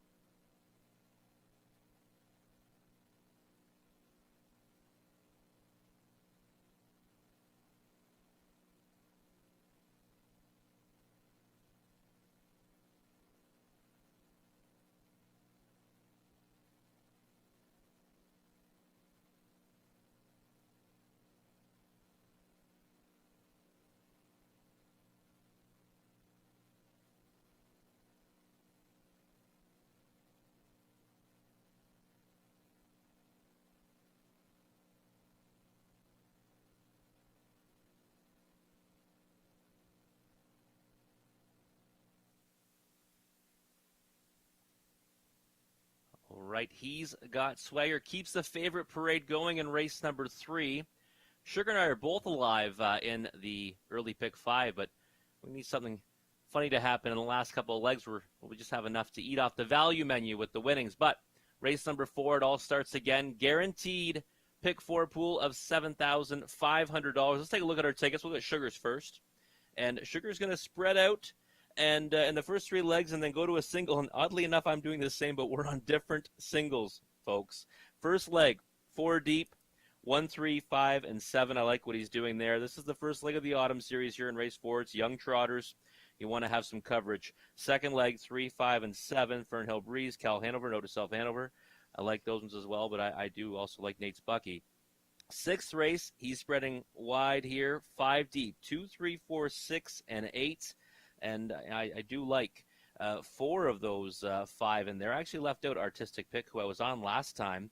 He disappointed me. Maybe I'm holding that against him too much. Last leg, the money leg, he's singling number 6, Big Lady J. Nice closing effort last time to finish second. So Sugar's ticket there is going to cost you, I should have done the math ahead of time. What is that? $12 for 20 cents. Let's take a look at mine. We're going to see a different single, though, in that last leg, which means we both can't be winners, folks. We both cannot be winners. And I've got the 3, 5 in this leg here, but actually I would add the 1 and 7 and go along with Sugar, to be perfectly honest. I'd go 4 deep here in the pick 4. A little more coverage. Second leg, 2, 3, 7. Nate's Bucky, the 2 is my top selection. Also using number 3, Fernhill Breeze. And Note to Self Hanover. He was good to me last time. My third pick this time. Best bet winner last week for me, so I had to go back to him, even from post 7.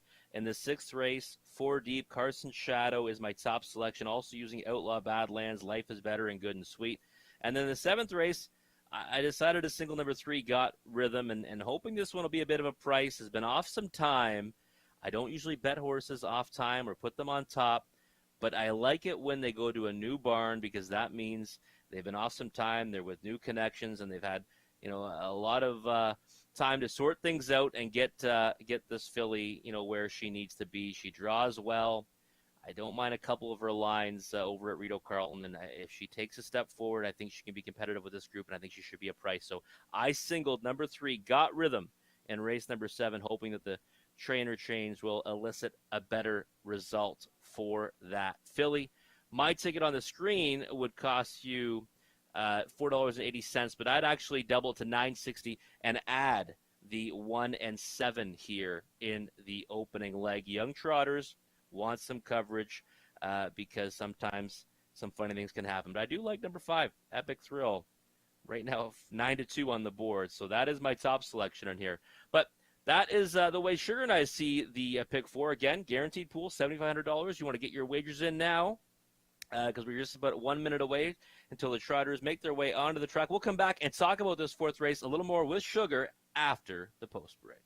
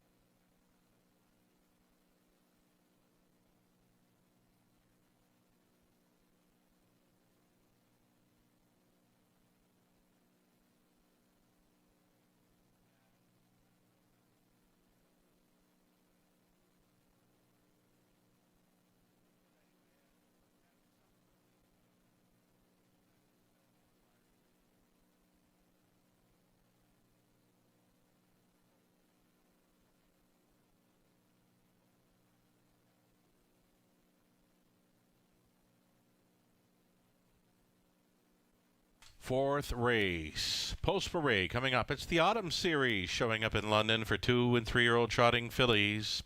Exacta Try, a Superfecta, the leadoff leg to the early pick 4. Number 1, it's Denise. Denise, owned, trained, driven, and bred by Bill Meggins. From post 2, it'll be Chasin' Jaden, owned by Jeff O'Brien, Eldon Carwadlow for Pebble Bond. It's a Jeff, training and driving.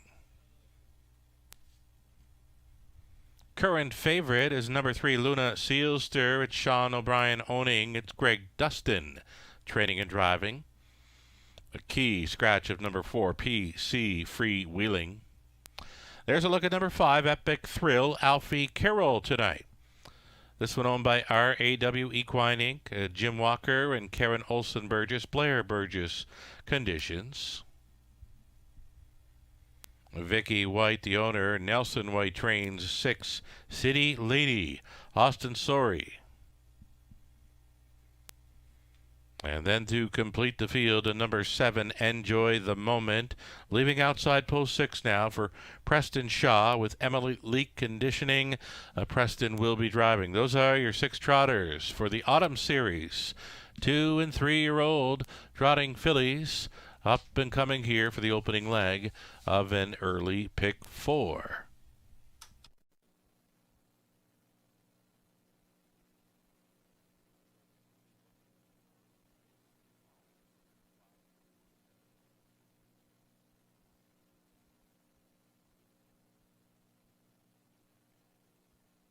Alrighty, so the complexion of race number 4 changed up in a big way when the key scratch came out earlier today of number 4, PC Freewheeling. That had Robert Reed Jr. and myself, as well as many others, likely scampering here to find a winner to start up the early pick 4. You're looking at this 5, Epic Thrill. Alfie Carroll gets the call, the 2-year-old daughter of Cadabra, as we get a look at the Autumn Series. Robert. I've been watching this horse pretty much through all of her starts, and I think she's got some ability. You know, racing in the OSS grassroots and quite a few starts in there. 1 3rd-place finish at that level, and the elimination for the finals on September 30th. No luck there, finishing 8th. But I like the fact that Blair now hands the lines over to Alfie Carroll, and I think we might see this one produce a pretty solid effort tonight. Looks good on the track right now, and this is one of the softer fields that she's been able to face in quite some time, in my opinion. And I liked the price a lot earlier, Sugar, when she was around 6-1, 2-1 a moment ago. Now back up to 5-2. I think she might be an overlay in the multi-leg wagers, especially that pick 5. It has already begun, but I do like this one's chances. And with the scratch at number 4, PC Freewheeling, Epic Thrill was originally my second choice, but now gets bumped up, and one that I'll have a keen eye on throughout the race. One thing that I noticed is she is a 2-year-old, so not a whole lot of experience. She has raced 8 times this season, but I don't know, when you're looking at a 2-year-old and they're drawing outside, where I come from back in the Maritimes, the 2-year-olds, if they get any advantage at all, they get inside post when facing older horses. But with this being a stake series, no love for the 2-year-olds here. All the 2-year-olds are outside. Yeah, it is interesting, isn't it, that they've all drawn outside. And if anyone that's watched me or read the Horse Players Journal at Mohawk Park knows I typically will side with older horses, whether it be 4-year-olds against 3-year-olds or 3-year-olds against 2-year-olds. That kind of speaks to actually how much I do like this filly overall, because I put her on top with all that into consideration. I just think that there's a lot more than what meets the eye with Epic Thrill. I've seen some races where I thought she's had some pretty good movement late in the mile, and I think if she displays what I've seen a couple of those times, we might see her beat these older fillies tonight. I like what you're saying. I appreciate what you're saying, and I said it last week. You've seen these horses more than I have this past summer. I've come in from Prince Edward Island after spending 4 months down there, and a lot of these trotters are all new to me. So number 3, Luna Sealster, I do know, and she was here in London on October 8th. She was all right in that start. You've got her pegged for second. second. I like her for a huge shot in this. Greg Dustin, training and driving. Number 3, Luna Seelster here. Going to get a look at an outside starter here at number 7. Enjoy the Moment. Again, the 2-year-olds starting in the outside here. Preston Shaw is driving, and Emily Leake took over the conditioning. Yeah, Enjoy the Moment's an interesting one to me. 5-2 right now would be too short. Even further outside. Now starting from post 6, another 2-year-old in the field. But I didn't mind that qualifier, and oddly enough, the winner of that event is one that I pegged for second on Thursday at Mohawk Park. So this one, almost went all the way in that morning prep, and I think that definitely one that merits consideration. Ended up being my 4th pick in a field of 6. So obviously people are going to say, well, you don't like the horse too much, but I did see, a little bit there in that qualifying effort. But can she put it together now and stay flat is the real question, because when you see a couple of X's on the card, outside post over a half-mile track, not things that really lends itself to, maybe her being on her best behavior. The more I look at this race, the more I'm thinking, it's just a field of 6. All button possibly here, the opening leg. Here's old Bill Meggins. Maybe, possibly the oldest driver doing his thing in Canada now. Denise, he's the owner, trainer, driver, breeder. Yet to win into 2021, but some, lots of experience. And she's been right there, and she gets a rail advantage to work with. She's had some decent efforts, and you look at it and say, well, Luna Seelster's the only one that's actually tasted victory in the field, but Denise is one that's hit the board in 5 of 13, and like you said, does have a lot of experience and has been kind of right there. Rail control tonight. I've seen this one flash speed as well, and Bill's no stranger to trying to go down the road, so we might see that tonight 8-5. I think it's a bit of an underlay, but I can't fault anyone for going that direction. Right on. Still time to fire in late on this early pick 4. If you're playing late, maybe that all button looks good. Looking better all the time here on a field of 6. To start up the early pick 4 in London, it's the Autumn Series. 2- and 3-year-old trotting fillies. Denise on the rail, then Chasin' Jaden, Luna Seelster, Epic Thrill, City Lady, Enjoy the Moment. We've got 3-year-olds on the inside, 3 of them. 3 2-year-olds towards the outside. A 16th away. Here they come.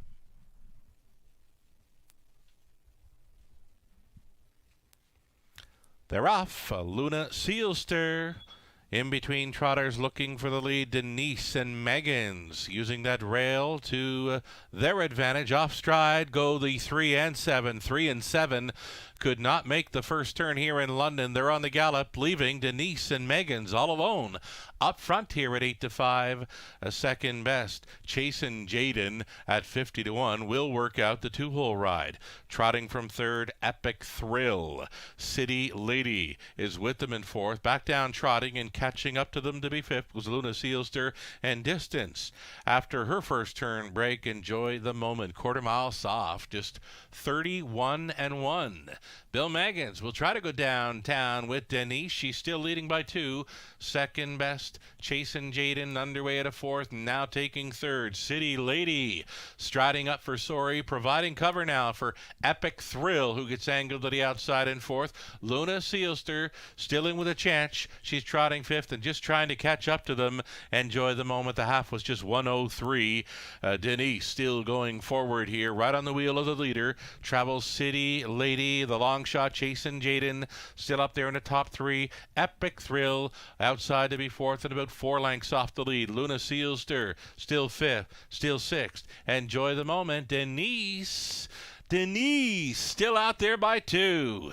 City Lady is a second best, holding down third. Chasin' Jaden. Epic Thrill would have to do a whole lot more, but now she's finding another gear. She's just taken the show dough. She'll battle for second as Denise blows it wide open, 133-1. She still maintains a 3-length lead to City Lady at a big price. She's holding second, still coming third. Epic Thrill, and winding up from the back, Luna Seelster. Sealster into the stretch. And Denise, she's still strong. Epic Thrill fighting on for second. Luna Sealster trotting up a storm. Denise and Bill Meggins all the way in the Autumn Series. Epic Thrill on to take second. Luna Sealster third. Close for fourth. It's 2:04 and 3. Breaking her maiden. Denise.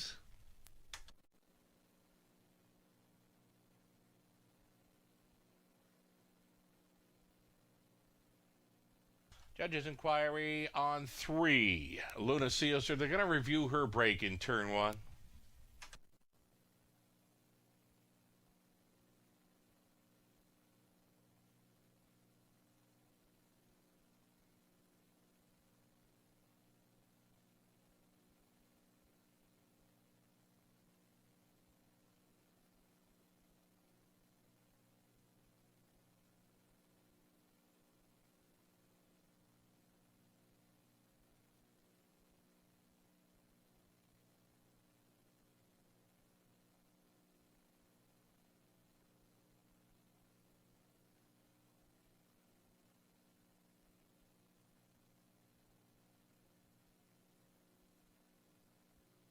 So Denise goes all the way in the Autumn Series. 1, 5, 1, 5, 3, and 6. It's unofficial. And I got a judges inquiry involving 3, Luna Sealster, for her first turn break. They're going to review that. Hold all tickets.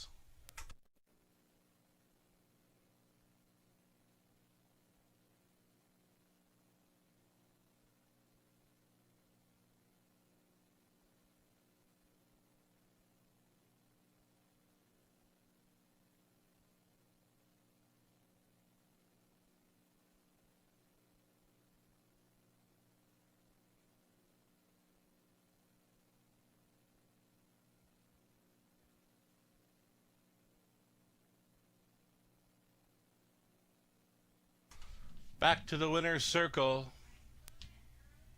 87-year-old Bill Meggins, owning, training, driving, breeding Denise to her maiden victory. 3-year-old daughter of Angus Hall takes Division 1 of the Autumn Series for 2 and 3-year-old trotting fillies.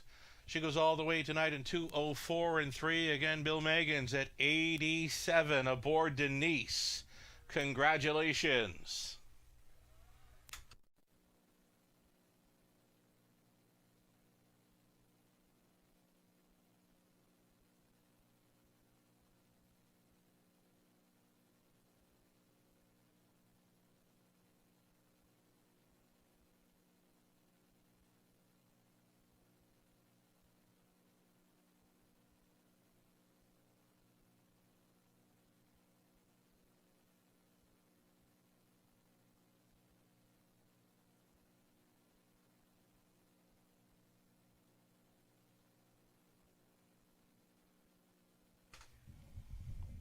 So wonderful to see there. As mentioned, Bill Meggins, 87, long-time horseman, turning 88 in November. So next month, Bill Meggins, turning 88, still maintains a small stable of horses and has trained a number of winners over the years. So great to see here in the Autumn Series, Bill Meggins at 87 going all the way with Denise.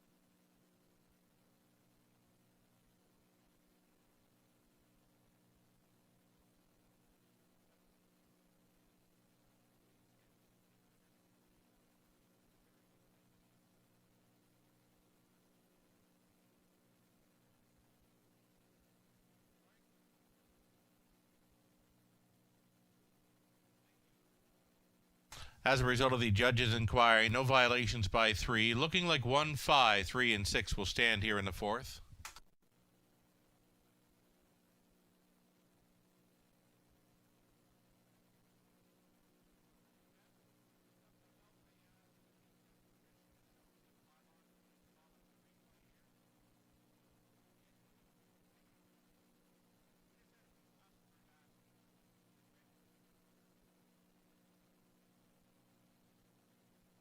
All right, going official here in the 4th. Denise paid $5.30.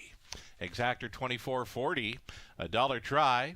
$28.45. That exactor, that's a nice price for those two. A dollar super, $58.95. The 20 center worth $11.79. So there you have it, Denise, going all the way in the autumn series. She actually just jogged in there. Denise was a winner. Chasin' Jaden 5th. Luna Sealster 3rd. The 4 had scratched. Epic Thrill 2nd. City Lady 4th. Enjoy the Moment finishing 6th. Fractions of 31 and 1. 103. 133 and 1.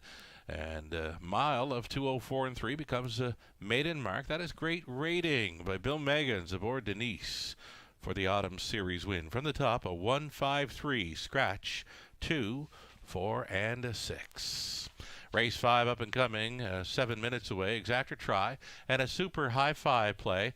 We've had a few messages concerning the inquiry from race number 3, where A Positive Hanover went inside a few pylons and was placed second place 4th. So following this replay of race number 4, we're going to bring up the judge's inquiry footage that placed A Positive Hanover back in the 3rd. So we'll wait on that. 7 minutes to post time. The upcoming 5th. A couple of claims entered on number 2, Nate's Bucky. 1 claim entered on 7, Note to Self, Hanover. A screen goes on number 4, Kinnebromac, the upcoming 5th. Exactor try and super high 5.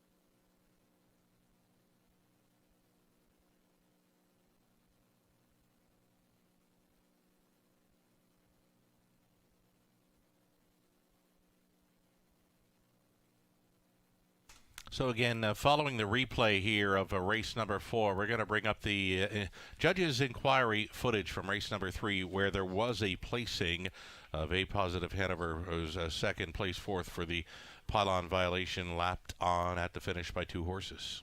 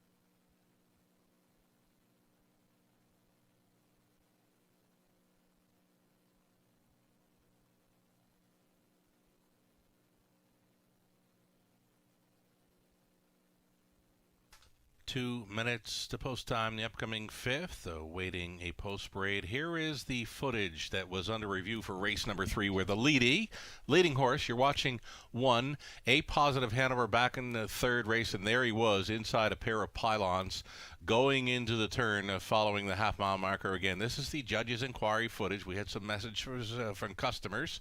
Here you can see A Positive Hanover leading. He's inside that pylon as well. 2 pylons, and lapped on at the finish by 2 horses. Had him finishing second and placed fourth. There you have it. Inquiry footage back from race number 3, where A Positive Hanover was placed for the pylon violation.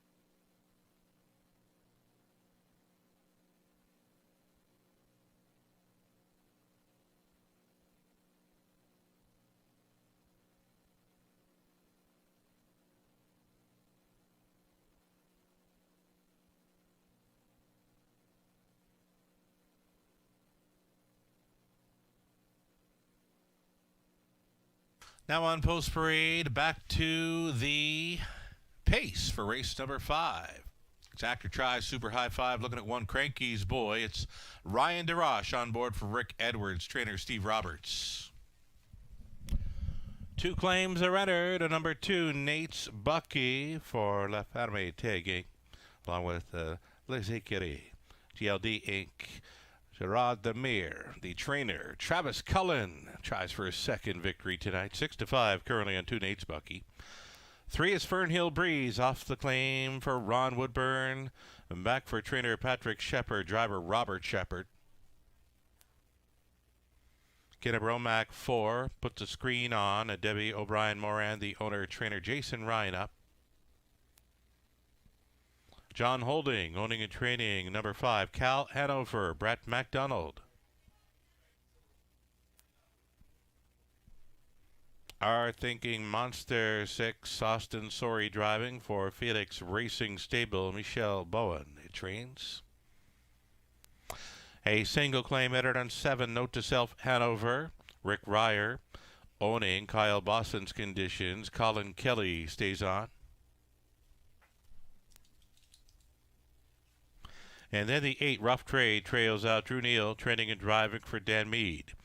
Those are your 8 pacers for the 5th race, Exactor Try, and a Super High 5.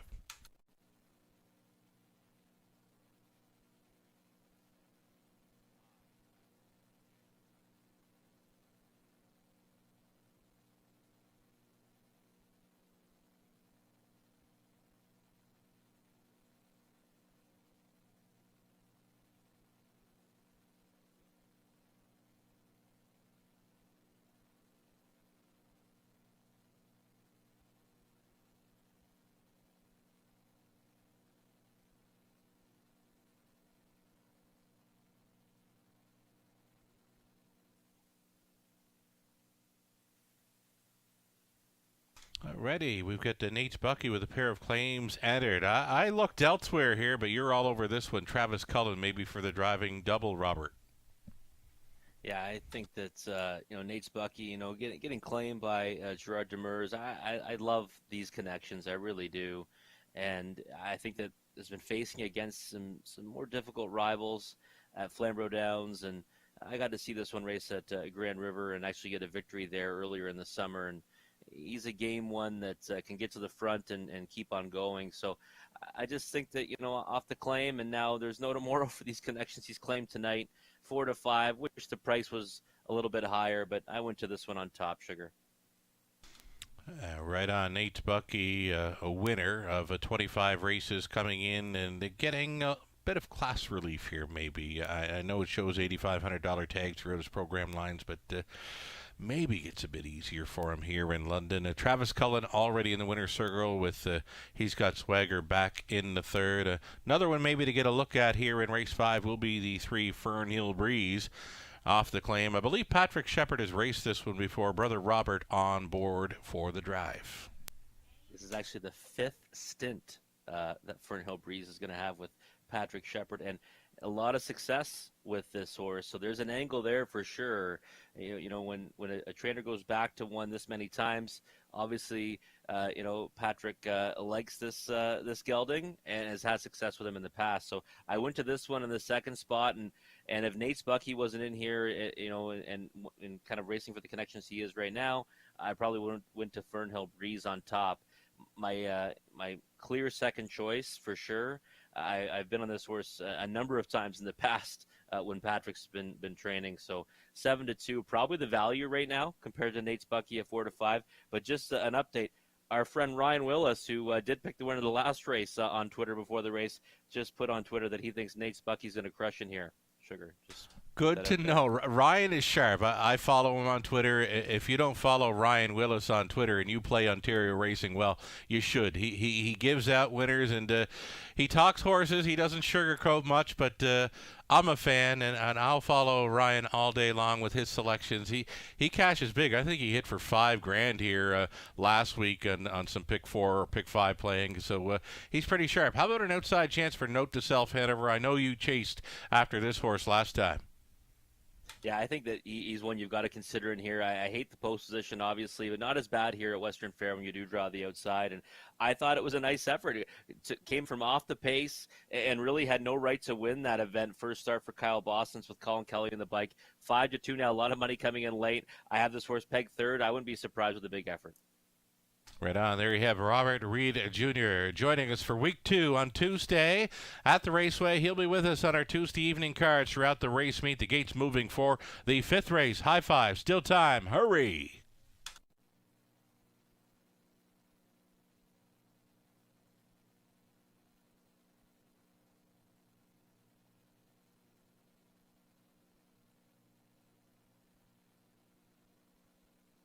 Top of the stretch, Pacers for the 5th. Even money on 2 Nate's Bucky, 5 to 2 for 7. Note to Self, Hanover.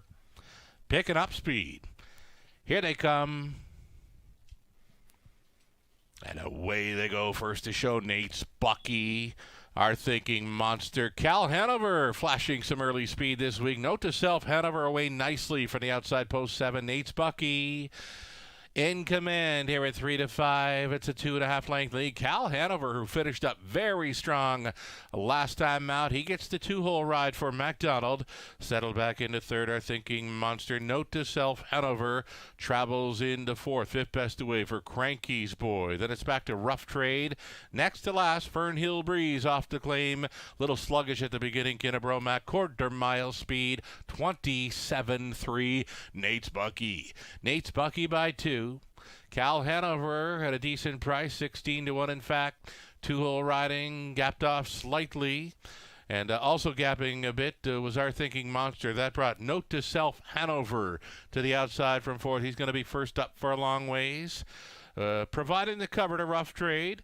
Inside was Cranky's Boy. Setting it up third over was Fernhill Breeze and still trailing the field. Closer now, Kinnebromack. Halftime speed of 57 and 2. Nate's Bucky still going strong. The lead has now become 3 lengths. Cal Hanover giving chase. He's all alone in the pocket. Third is our thinking monster. Note to self, Hanover just hanging out there in the 4th. 3 deep out of 5th. There goes Rough Trade about 4 wide down the backstretch. Fernhill Breeze, though, Nate's Bucky blowing it wide open, has a 4-length lead, and he's going to try for more. After 3 quarters, 126 and 1, so he was 28 and 4 through the 3rd, and Nate's Bucky all alone, turning for home, all alone for the deuce. Cal Hanover off stride in the backfield and hooking up. Note to self, Hanover with our thinking monster.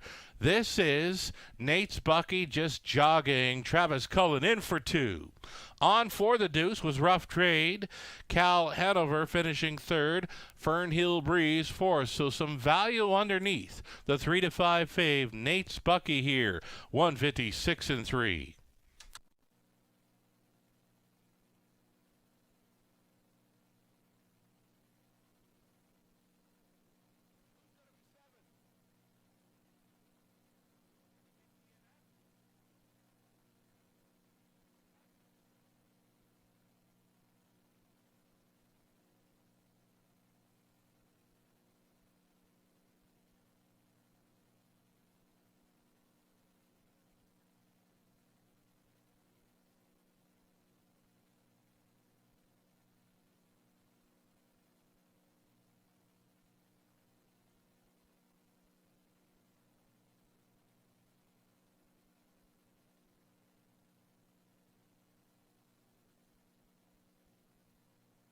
No doubt about the winner here. Number 2, Nate's Bucky, much the best. He was large. Rough Trade at 21 to 1 on for 2nd. Cal Hanover 3rd. Number 4, Fernhill Breeze was very wide through that final quarter, up for 4th in the Super. 2, 8, 5, and 3 unofficial.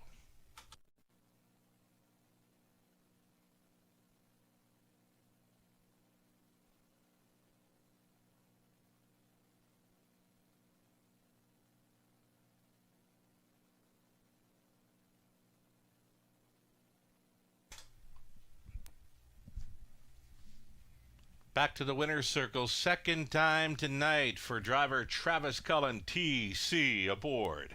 Nate's Bucky here in the 5th. A 9-year-old son of Armbro Deuce went out for the Tag Farm. And Les Curie, GLDA, Gerard Demers, the trainer. Travis Cullen driving again for the double tonight. Much the best winner here in Nate's Bucky, 156 and 3. 26th career victory, 4th on the season. There were a pair of claims entered. The Super High 5 combination 2, 8, 5, 3, and 4. It's unofficial.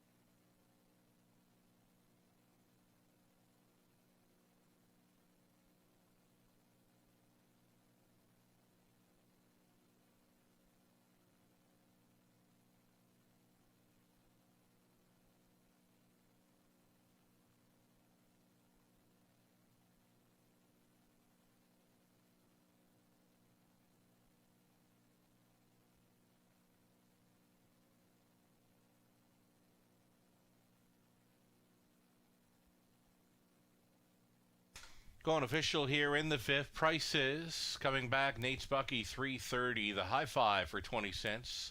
Returning $396.96. The Exactor on the 5th, $39.20. Dollar Try, $86.85. Again, the High 5 for 20 cents. Heavy Fave on top, just shy of $400. The Early Pick 5 on to the 5th. 20-cent payout, 21.62. Got kind of chalky here and there. Rundown coming up. Stand by.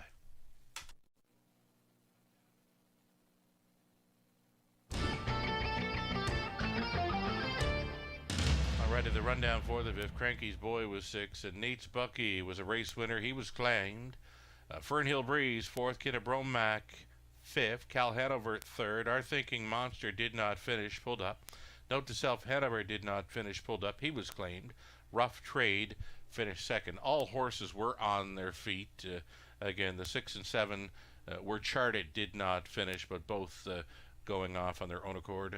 Rundown for the 5th, the 6, 1, 4, 5, 3, DNF, 2 on the bottom. The fractions for the 5th were 27 and 3, 57 and 2, 126 and 1, and a mile of 156 and 3 in hand at Nate's Bucky for a Cullen driving double.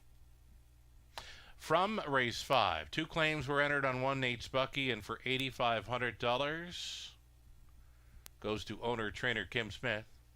Number 7, Note to Self, Hanover, a single claim, $8,500 goes to trainer Mitch Tierney.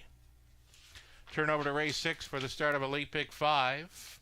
The ownership line on 3 Outlaw Badlands, now reading Michael Cecile. Field of 8 for an exacta try, Superfecta, Late Pick 5 in 7 minutes.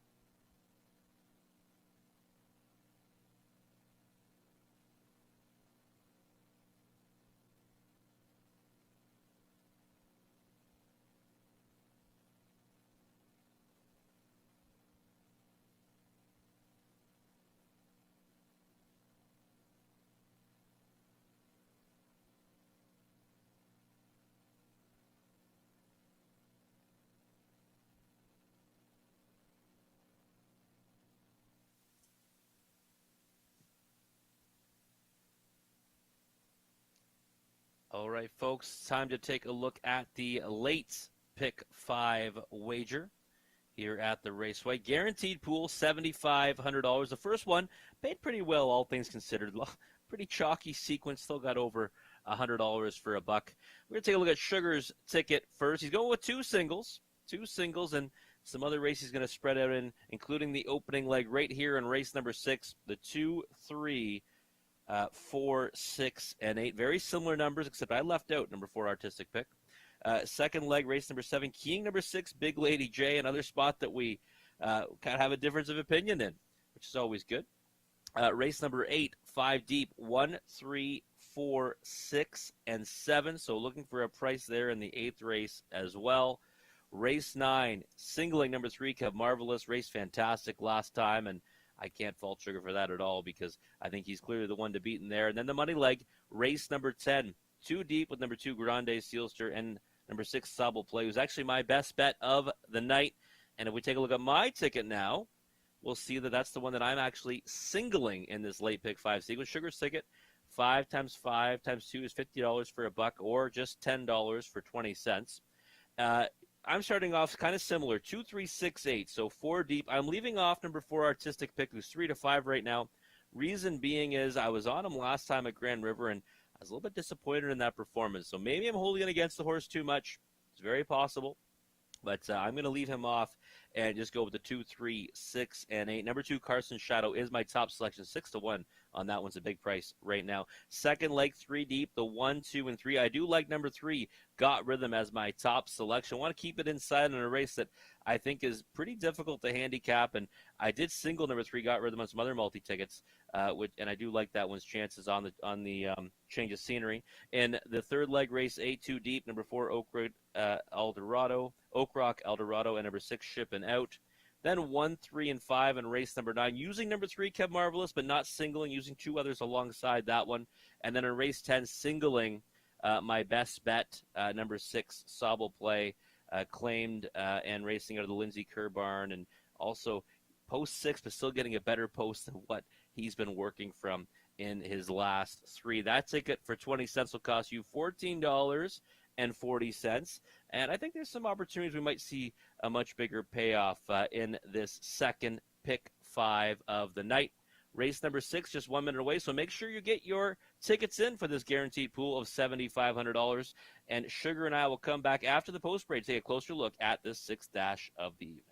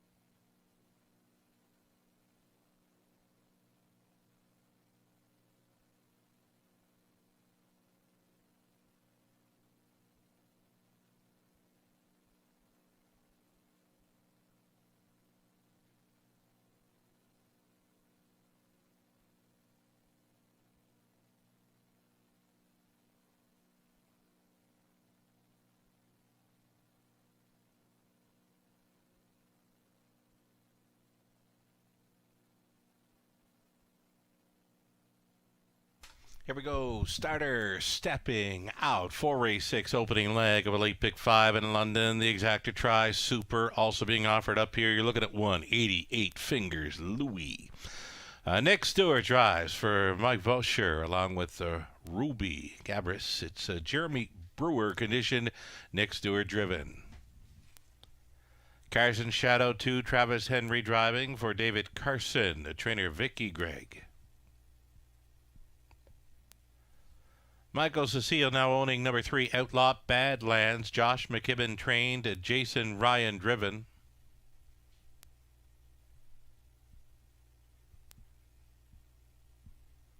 Colin Kelly up on 4, Artistic Pick for the owners Kyle and Brandon Bossins. Kyle trains. Jennifer Doyle and Danny Bird sharing ownership on 5, Manterio. Terry Gallant training, Austin Sori in the bike.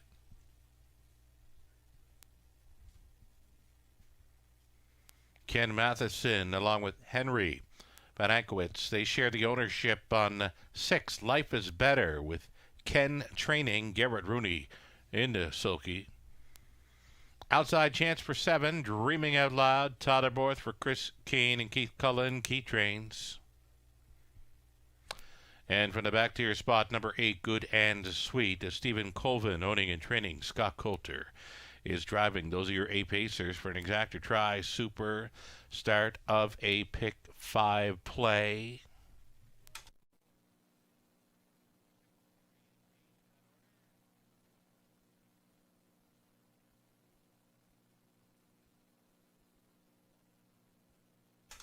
Opening leg, late pick 5, Carson Shadow. We are looking at Vicky Gregg conditioned. Travis Henry driving, had the victory over Hanover 3 back. Robert Reed Jr. liking his chances tonight. Take it away, Robert. Yeah, moving back to the upper condition types here, and last time preferred 3, trailing post. Never really got into the race. It was never really a factor, and I can forgive him for that one. Now draws inside. Look at his last 2, trailing post 7. See a bunch of post 4s before that. I think he just gets away better tonight, and is one that can really get into gear and later in the mile and mow them all down. And for me, I just looked at it and said, it looks like an opportunity to kind of take some value on this one. I figured he wouldn't be an odds-on favorite. Might be, I thought, around 5-2. Right now, he's sitting at 3-1. Artistic Pick Sugar is one that I think it was my best bet or most probable winner last time at Grand River, but he kind of disappointed me. He ran into a monster, and he's got swagger, and maybe that's why others are forgiving him, and maybe I should have too. But that's just a real short price, in my opinion. I'm with you on both points here, Robert. One thing to take note when looking at horses that have been on half milers. You got to take a close look at where they've been starting in recent starts. I agree. When you see inside post showing up for a horse that has drawn poorly in recent starts, you got to chase them along. And another point about chasing after a horse and just being turned off by a weak effort. I know what it's like to chase horses week after week, and you get on them and you want them to win and they can't get there. The moment you get away from them, they're showing up in the winner's circle. I hate it. Yeah, I think some people call it the Robert Off angle in the Horse Players Journal, and some have made some money off it. And hey, yeah. I don't mind if it's going to help someone out by fading me. That's okay too. But yeah, for me, this would definitely be a Robert Off horse because I loved him last time, but yeah. I just can't get it tonight. Right on. Just Artistic Pick. He's the heavy favorite right now, but Robert is laying off because he chased him last time and he was disappointed. I totally get it. Here's a look at number 6, Life is Better. Garrett Rooney knows his way certainly around London, a recent winner of his 1,000th driving seat victory. Garrett Rooney aboard 6, Life is Better. Tell us about it. I just think that Life is Better is one that you look at and say, okay, well, post 6, yeah, that's maybe a bit of a drawback. My second selection, though, because if you look at his paper, he kind of fits in here. 3 starts back at Grand River, got beat in neck to Premier Joy. I thought that was a solid effort and one that, if he replicates that today, he can be right there. 2 back as well, Overland Journey, not the worst effort in the world. Leamington last time led and got picked off late by Living Large. I just think that, Life is Better is one that does show gate speed, might be able to get spotted, somewhere. I don't think he gets the lead, but he might get forwardly placed and be able to sit a trip and make some noise late. 5-1, I think, is a pretty solid price on this one. Again, I think that the odds board is kind of a little bit gone inflated to me, anyways, because I didn't see Artistic Pick taking this kind of money. But 5-1 is not the worst price on Life is Better. Right on. A little over a minute left to play. This early high five. Early high five chance here in race number 6. The pool will be paying out to any and all selecting the top 5 finishers minus a low take. We feature the non-jackpot high five here in London. Getting a look right now at number 8, Good and Sweet from a trailing spot. Class Relief.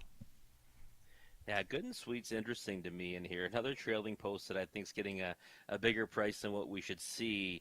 I'm not sure where Good and Sweet gets away, but 9-1 on the board right now, racing at the preferred 3 level. Not really a factor in any of those 3 starts, but again, you look down further down the page and you see some solid efforts like that win at Clinton from the pole position. So I think Good and Sweet's one that might be able to trip out in here. I put this horse on the bottom end of my selections in 4th. I do like the others probably, I would say a pretty good margin back to my 4th selection, but I'd have no problem using this one in the exotics, especially the bottom end of the trifecta is super. It's a good high five race. Many chances, right? Nothing really jumping off the page in here for race number 6 as we go seconds away from a start here. Number 3, Outlaw Badlands. Likely his favorite song is Johnny Cash's I've Been Everywhere. He's been to Hanover, Flamborough, Woodbine, Grand River, now London. He's test driving our racetracks in Ontario. Yeah, he's definitely well-traveled. And, one that impressed me in those 2 efforts when he was a winner with Broken Equipment in the start before that when he finished 2nd. So I couldn't not use him in here. I put him in the 3rd spot, favorable post to work from, and I think that he's one that if he gets in striking distance, gets a favorable trip, he can certainly be right there. So I think a bit of value right now at 7-1. Right on. Here we go. Gates moving for a wide open high five.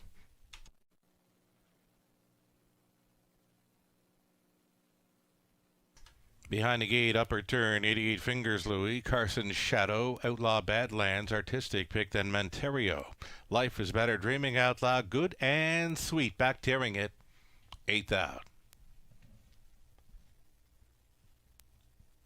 Picking up speed, here they come. They're gone. Artistic Pick follows the gate right on out of there. Carson's Shadow to be up close. That inside post definitely working well for him in the early going here with a 2-hole ride. 88 Fingers Louis away in 3rd. 4th best for Outlaw Badlands. Traveling in 5th, Monterio. Back to Good and Sweet. Life is Better. Dreaming Out Loud. Well strung out here. The front 2 with some separation. Artistic Pick. It's been a while since he's been on the lead. He'll try to go down in here. Boiler speed, 27-2 Bullet. Artistic Pick on the Boiler in London. Kelly trying to settle this one down for a second quarter breather. Carson's Shadow will be towed right along in here, a little closer in 3rd. 88 Fingers Louis. And moving to the outside in 4th now, Outlaw Badlands to grind his way up into it. He's coming quickly as Artistic Pick got a little bit sluggish up front. Outlaw Badlands trying to clear prior to turn number 3. He's done so. Outlaw Badlands off that halftime of 57-2. Outlaw Badlands could be tough here now at 9-2, and he's drawing clear. Artistic Pick reminders to try to find some momentum again here. He's 2nd and being challenged for the place spot by Carson's Shadow. Good and Sweet up and into it now in 4th. 5th and in for 88 Fingers Louis. Life is Better off the back end. Then it's back to Monterio in the trailer. Dreaming Out Loud. Outlaw Badlands ambushed the pace setter at the half mile, and he's out there by 5. He got to 3/4. Get this. 1:24-4. He was 27 and change through the 3rd. He was pacing out of his skin. He's on fumes now, but he has an insurmountable lead. Outlaw Badlands, Ryan Vormakibbin. He wins by 5. Artistic Pick maybe holding 2nd. Monterio was coming late. Then came Carson's Shadow, Good and Sweet.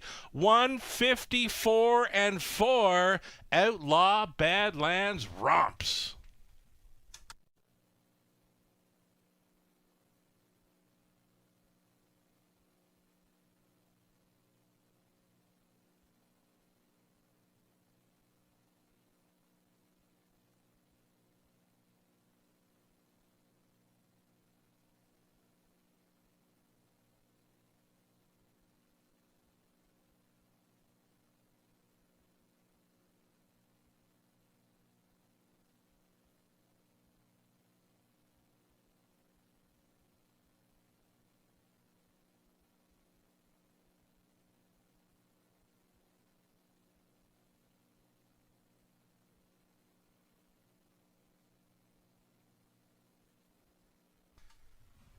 Here's number 3, Outlaw Badlands, romping away over number 4, Artistic Pick, who held on to finish second. Number 5, Manterio, from way back to be third here at 50-1.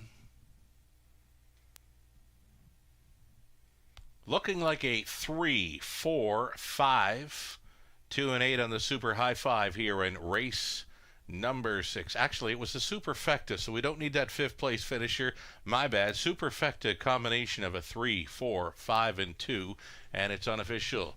Returning to victory lane, Outlaw Badlands. 5-year-old son of Badlands Hanover, out of Athena's Art by Arts Place, now owned by Michael Cecile and trained by Josh McKibben. Jason Ryan on board for this very sharp victory. Huge third quarter mile speed for Outlaw Badlands to romp away in 1:54 and 4. Congratulations.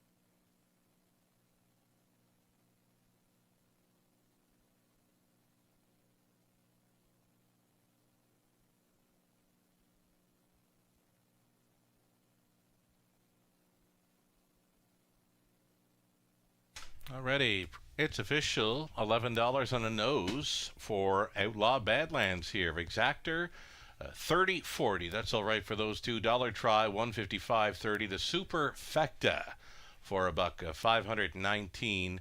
95 20 center comes in at 103.99. So some decent value to start up the pick 5 play here.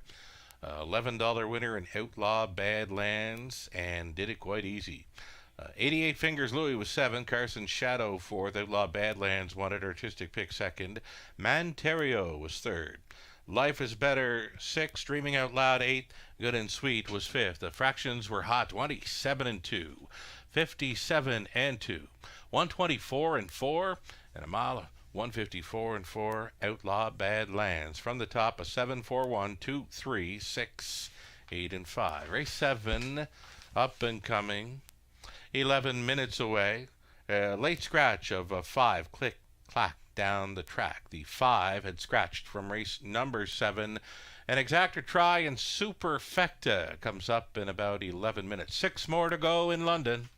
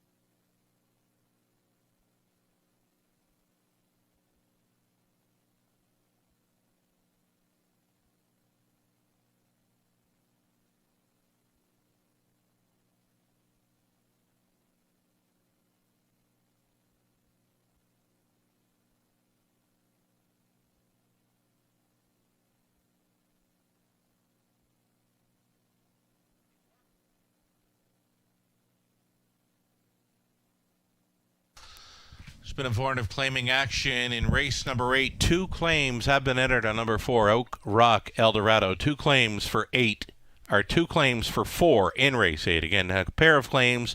Number 4, Oak Rock Eldorado in race number 8. 7 minutes to go on race 7.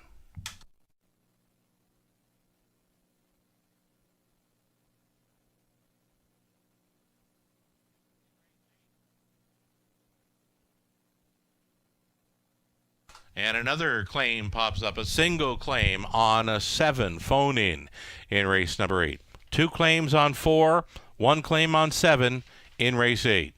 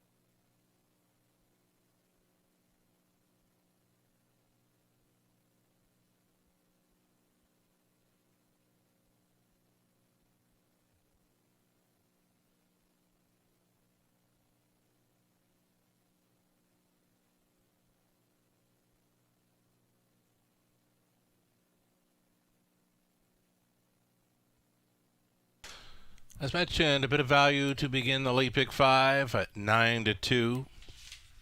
Outlaw Badlands, an easy winner there in race number 6, leaving $1,975 live from pick 5 pool of well over $10,000. Best of luck if you're still going forward here.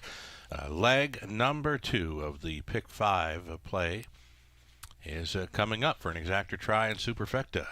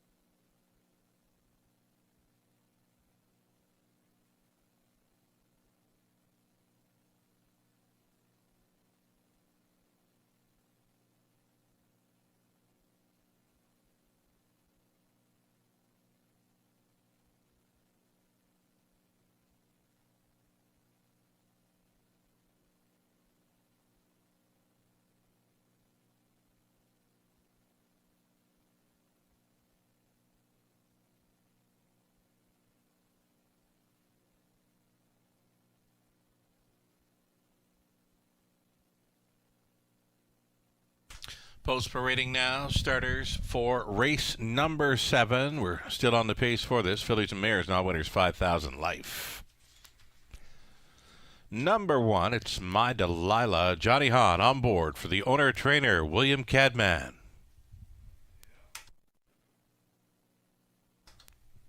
From post 2, it's going to be Hot Pink with the Scott Ray. Driving for Sally Charlton. Trainer is Lindsay Kerr.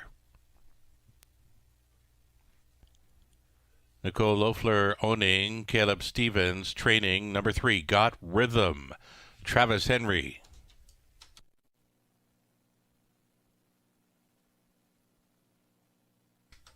Now the 4, Panning for Treasure. Garrett Rooney pilots for Mark Cadman. The trainers Richard Carroll. 5 was scratch. Number 6, Big Lady J. Rob Shepard stays on for Robert Chappell. The trainer Cassidy Schneider.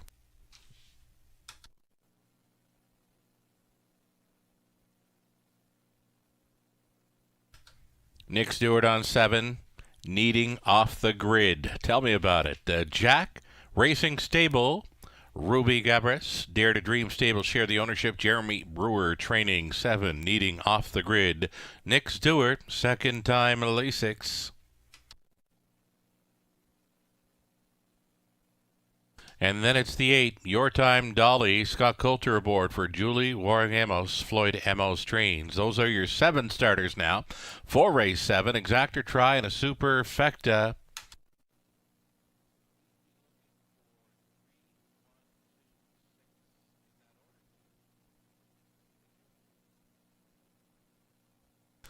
Number 3, Got Rhythm. My first look at this one. Not very big in size. Maybe has a big motor on her. Robert Reed Jr. with us for commentary tonight. Likes the barn change angle.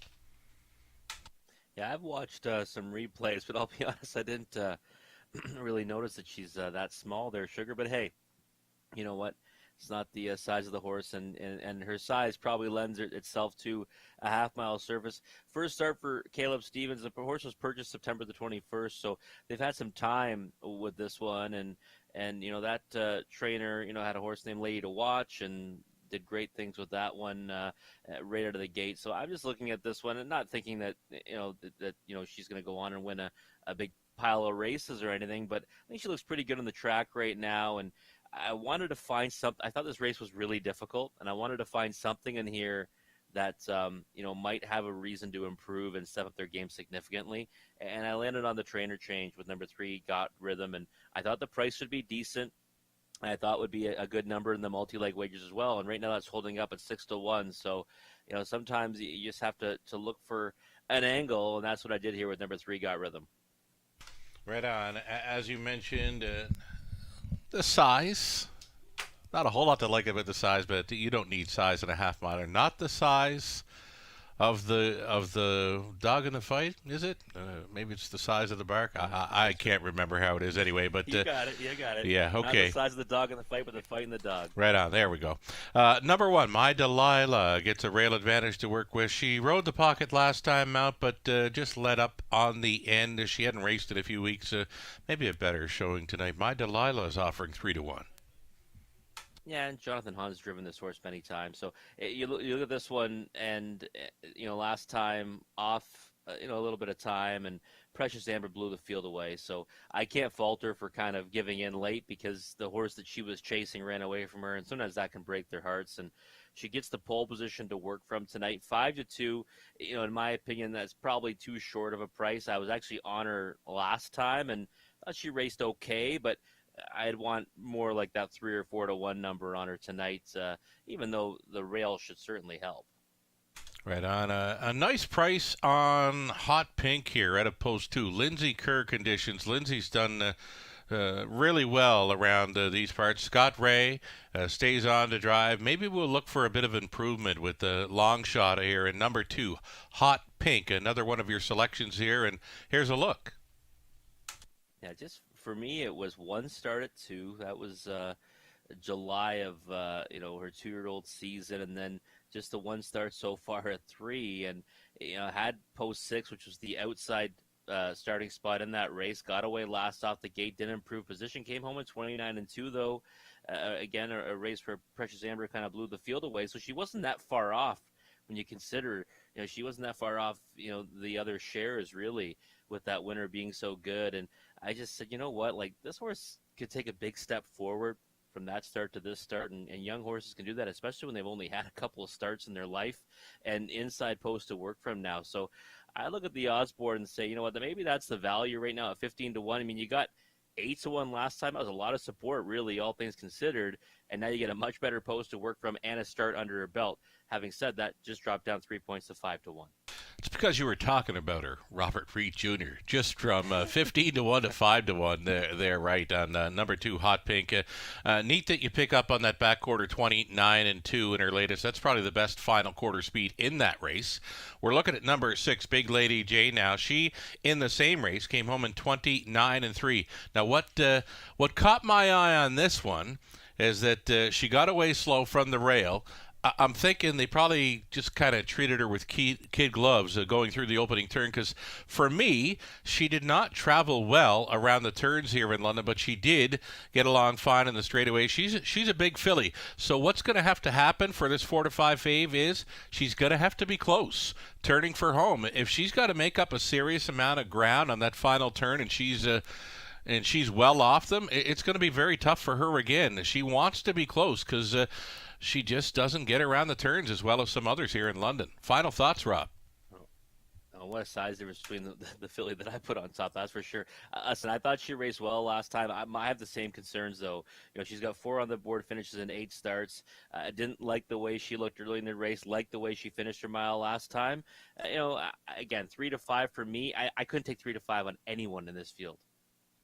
All right, great observations there. Robert Reed Jr. with us for our Tuesday evening cards throughout the race meet. Gates moving for the 7th. Here we go.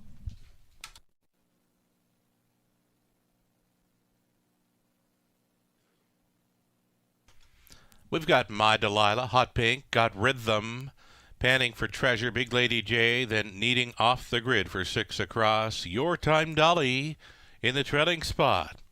8th of a mile out. Picking up speed, here they come. You're watching the Raceway at Western Fair District.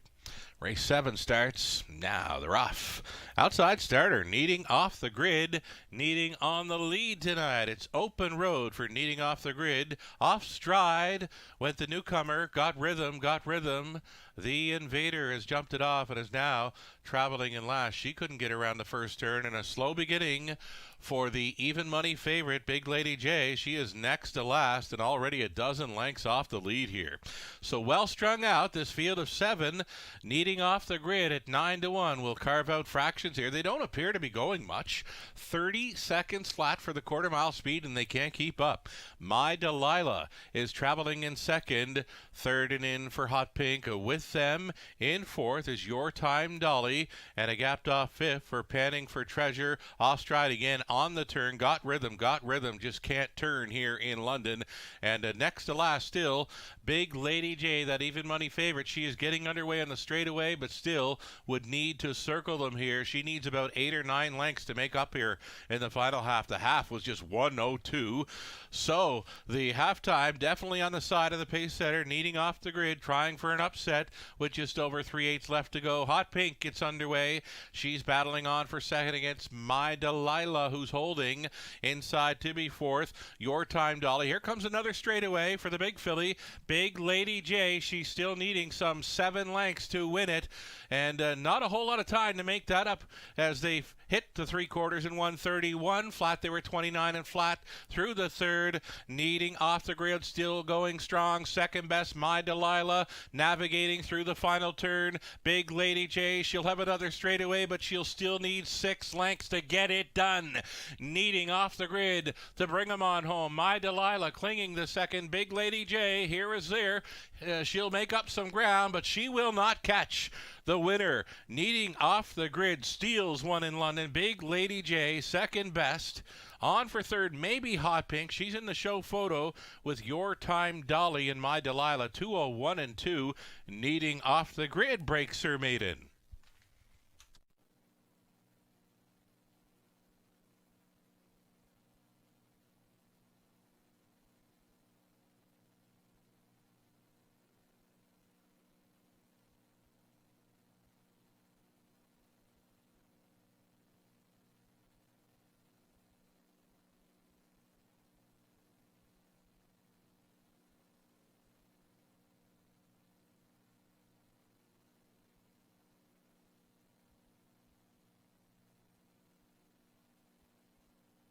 So number 7, Needing Off the Grid, an easy winner there in race 7. She got her half in, and she was gonzo. 7, 6, 1, and 2. It's unofficial.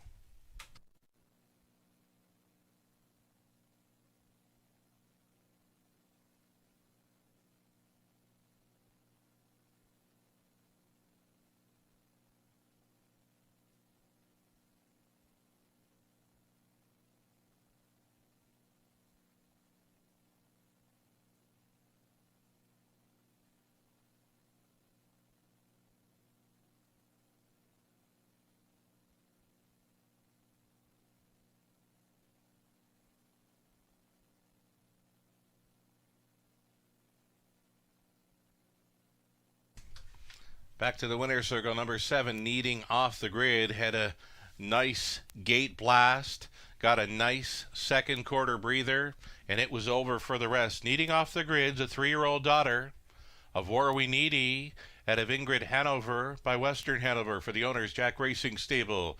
Ruby Gabris and Dare to Dream Stables. Jeremy Brewer conditioned. Nick Stewart driven to win. Her maiden victory comes in London. 201-2 as she goes downtown. Congratulations.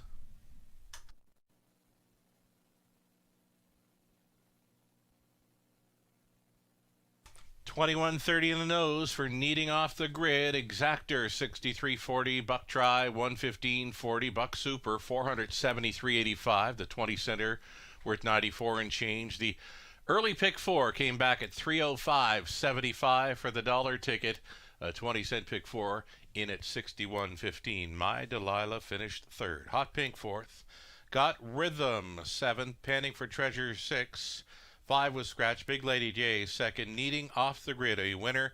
Your Time Dolly finishing fifth. Fractions of 30, 102. 131, the mod of 2, 1, and 2 becomes the maiden mark for Needing Off the Grid. From the top, a 3, 4, 7, 6 scratch, 2, 1, and 5. Race 8 up and coming, 2 claims on 4, Oak Rock Eldorado, 1 claim on 7, phone in. We are 10 minutes away from a Race 8 Exactor Try Superfecta event. And please note that when racing 12 races here in London, which we're doing here tonight, the late pick 4 will kick off in race number 9.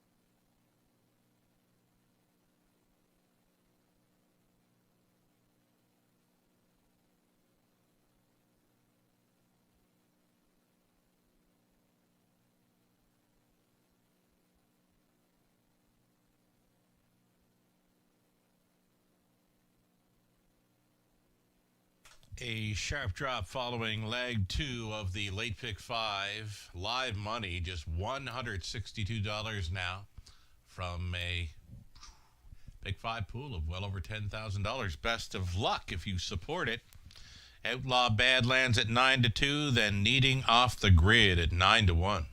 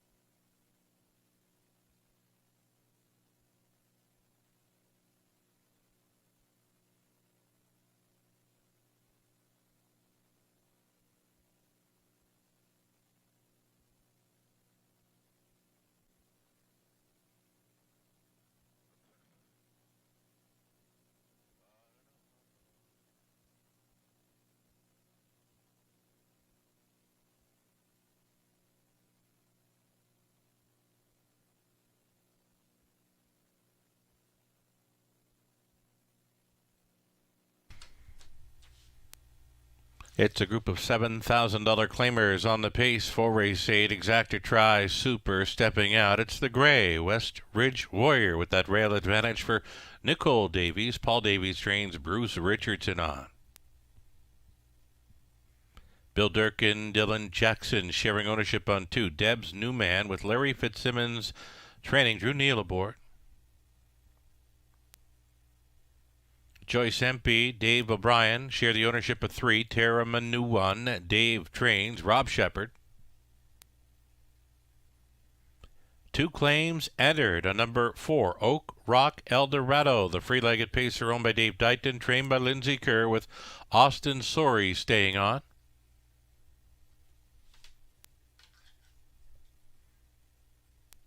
Stonebridge Better is 5. Jim Koch on board for Ian Hyatt and Bill Dodge. Ian trains.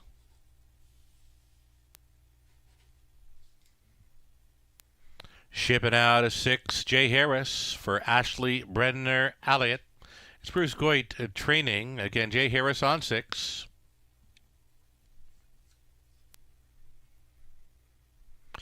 Seven is Phone In with the claim editor, Kyle Bossens. Sharing ownership with Brandon Bossens. Kyle trains 7. Phone In. Colin Kelly, a single claim. Again, 2 claims entered on number 4 in here. The 8-horse Tyler's Beach Boy with Tyler Borth driving for Tyler Nostad and Jordan Sumner. Tyler Nostad is training, Tyler Borth driving. 8 Tyler's Beach Boy. Those are your starters, Denny. Pacer, $7,000 tags for an exactor try and a superfecta.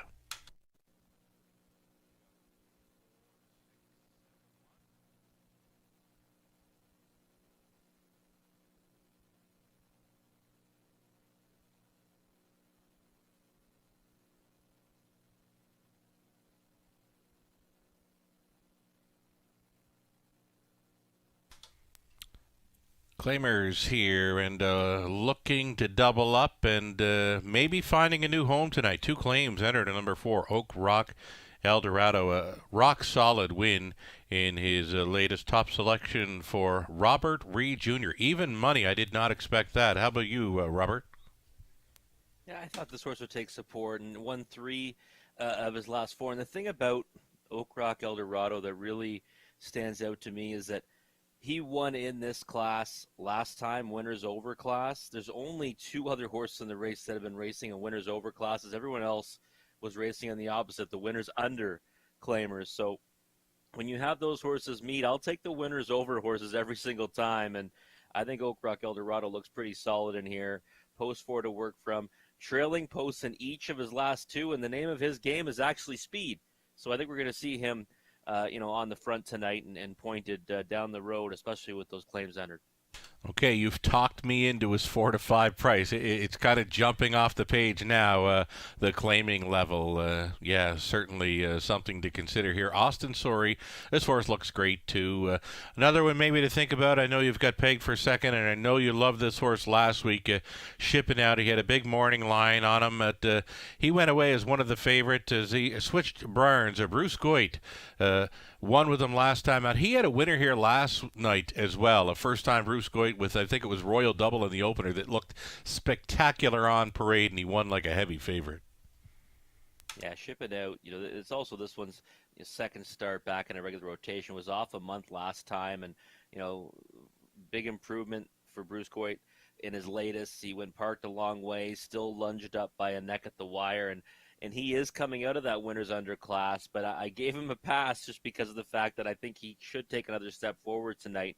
5 to 1 on the board right now. It's a bigger price than I was expecting, and I did probably think that they would be a little bit closer in odds, but I did think Oak Rock Eldorado would be the favorite. I put him in the second spot and just hoping that he can replicate that mile and get a big piece of it. Was a nice effort last time out to get the victory. Phone In. I thought would offer a little more value from this outside post. 5 to 2 right now, but the strong combination, Kelly Bossens, Phone In with a single claim entered. Yeah, we talk about taking value back on horses. So, for me, I'd have a hard time saying, okay, well, post 4 last time got beat by Oak Rock Eldorado, but was even money, so I'll take 5 to 2 this week, only because he's got post 7. So, for me, I thought, I agreed with you, Sugar. I thought he'd be a bigger price because of the post position. I think he figures in here from a form standpoint and from a class standpoint. Again, he's one of the 3 horses that's been racing in winners over classes, or at least his last effort anyways. And he's got enough speed to get off the switch. And we just saw one from a ways out there get to the lead pretty easily. But this is a different kettle of fish, because these are seasoned claimers that there's a lot of speed inside of him. So I don't really see Fonan getting to the lead, but he might be able to get forwardly placed. But 5-2 for me is too short of a price.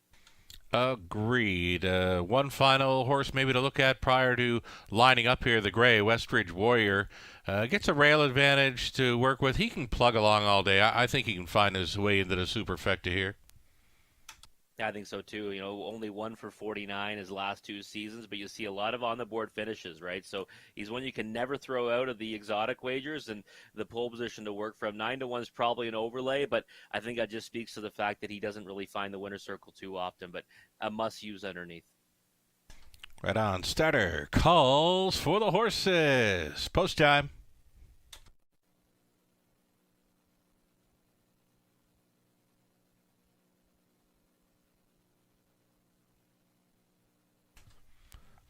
Claimers in behind, a Westridge Warrior, Deb's New Man, Tierman New One with Oak Rock, Eldorado in the center, then Stonebridge Better, Ship It Out, Phone In with Tyler's Beach Boy back tearing it. They're a 16th out. Here they come. They're rough. Oak Ridge, Eldorado with a pair of claims. Enter chased up in the early going and will cross over to grab control. Phone In left from his outside gate. He has moved into second and maybe thinking about challenging here in the early going. The 2 horses with claims entered. Oak Ridge, Eldorado, Phone In will battle towards the opening quarter mile. Plugged in there in third. Deb's New Man is keeping things interesting here, stretching it out. Oak Rock, Eldorado. Here's a quarter mile clocking of 26-3 for the old horse. Oak Rock Eldorado, this 11-year-old son of Ram Baron, giving the cold horse shoulder and a stinging to Phone In. He was dialed up early, but he is getting the absolute worst of it. Deb's New Man really could be enjoying this pocket ride and traveling all alone in third. And fourth best is Tierman New One, angled to the outside of fifth. Westridge Warrior, the old Blissful Hall Gray, has some speed to chase. Tyler's Beach Boy shipping out, and the trailer Stonebridge Better. The half clocked 55-1, and it's 3/8 left to go for Oak Rock Eldorado. Still living on the outside. Phone In. Deb's New Man traveling third. Westridge Warrior out there in fourth. Fifth and in. Tierman New One 3 deep off the back end. Tyler's Beach Boy 4 wide from the back. Shipping out, and a gapped off Stonebridge Better. Here comes 3/4. 1:25-3. 4 across, and here comes the backfield. They're swarming in on the 1-5 choice. Oak Ridge Eldorado. Anything left in the tank? Westridge Warrior, the gray, has come on. Tyler's Beach Boy, and way out there shipping out. And from last, Stonebridge Better. Throw a blanket over them here. Shipping out Westridge Warrior, Stonebridge Better, Oak Rock Eldorado. Not happening. Shipping out for the win. Close for second. Stonebridge Better, Oak Rock Eldorado. Westridge Warrior does make the super. 158-2. They were winded.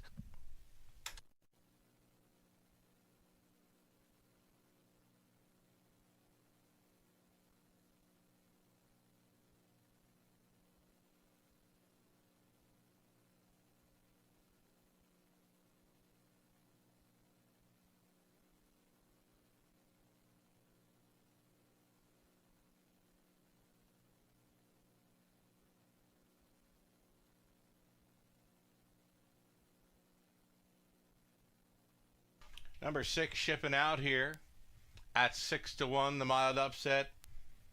Over number 5, Stonebridge Better at 30-1. Oak Rock Eldorado, the pace setter, holds third at 1-5. Then Westridge Warrior, the gray, is in there for fourth. 6, 5, 4, and 1. It's unofficial.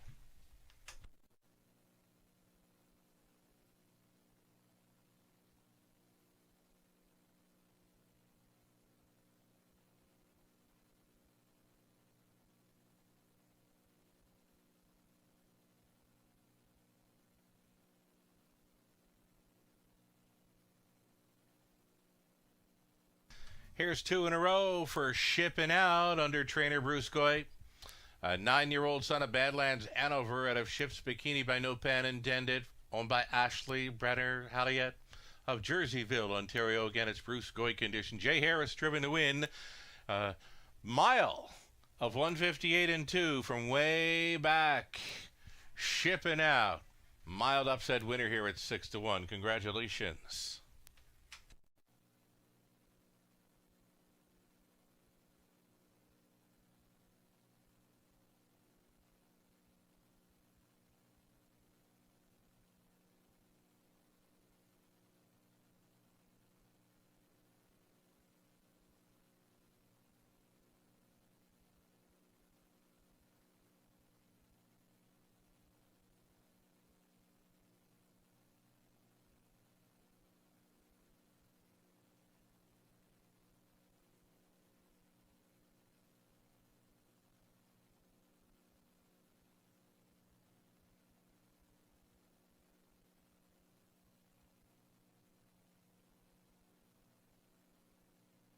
So Shipping Out, returning 14.10. The exactor came back at the $310.20 dollar try, 225.65 super for a buck, 2,406.40. The 20-cent super effective coming back at 481.28.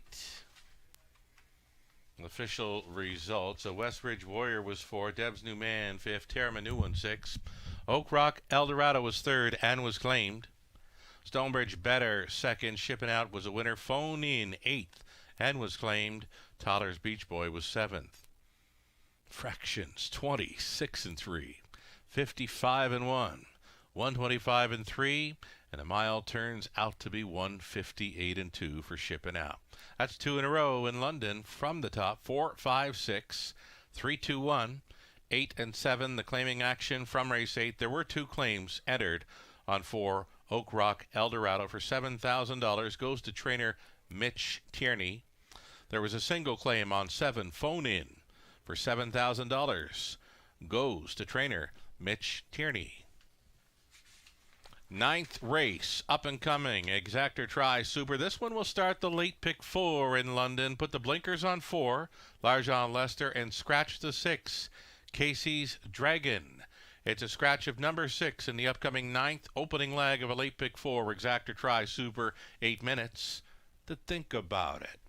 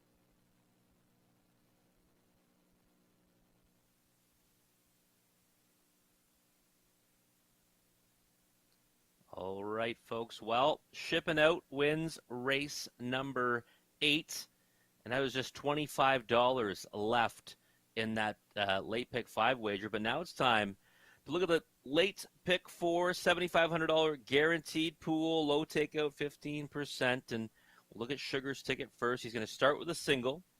And I know he's very fond of this one tonight. Number 3, Kev Marvelous. So he's going to start with a single, then spread out throughout, looking for some prices later on in the sequence.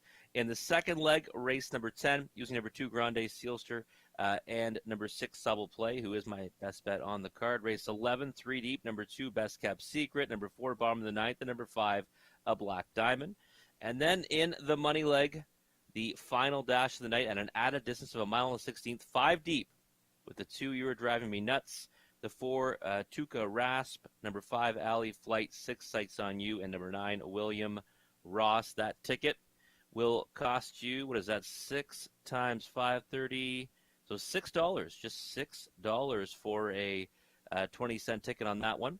I have similar horses, but different approach. I'm going to single in the second leg on my ticket, spreading out here. So I'm looking to actually get Kev Marvelous beat at the short price right now of 2 to 5. With the 1 Wags, 2 Modern Rider, Kev Marvelous as well, and Captain Ray. So 4 deep here. Singling my best bet on the card, number 6, Sobble Play. Love the, off the claim for Lindsay Kerr. Drawing post 6, but it's a better number than what he's had in his last 3 starts at Flamborough Downs and at Hanover. And then race 11, 2 deep, bottom of the ninth, a Black Diamond. I think that's really the only 2 you need to worry about in that race. And then going 4 deep again in that money leg, the last leg of that pick 4 and final race of the night. The 2, You're Driving Me Nuts, the 5, Alley Flight, the 6, Sights on You, and number 9, William Ross. The 9, William Ross, is actually my top selection in the race. Just $6.40 for a 20-center on that one. So, well, if you're not alive in that late pick 5, I know I'm not, might as well jump in on the late pick 4 wager. Guaranteed pool of $7,500, low takeout. You got 2 minutes till the horse is going to make their way onto the track, so get your tickets in now. And Sugar and I will come back after the post break, take a closer look at race number 9.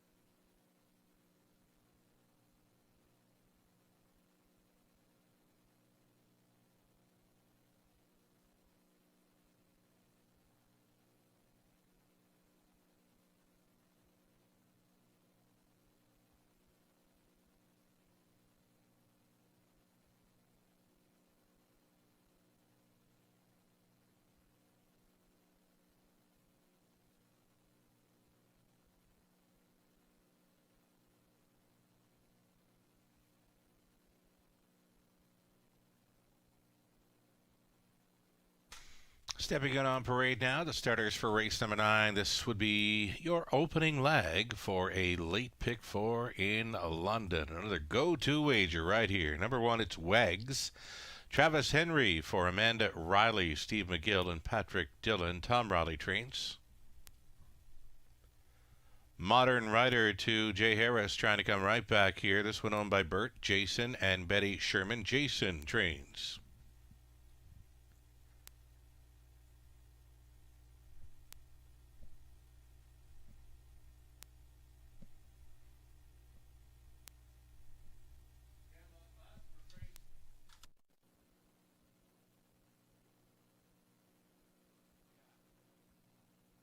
Guess we're going to go to the 4, Large on Lester next here. The blinkers go on tonight for Steve Bester. The trainer, Catherine Cochran. Rob Shepard up.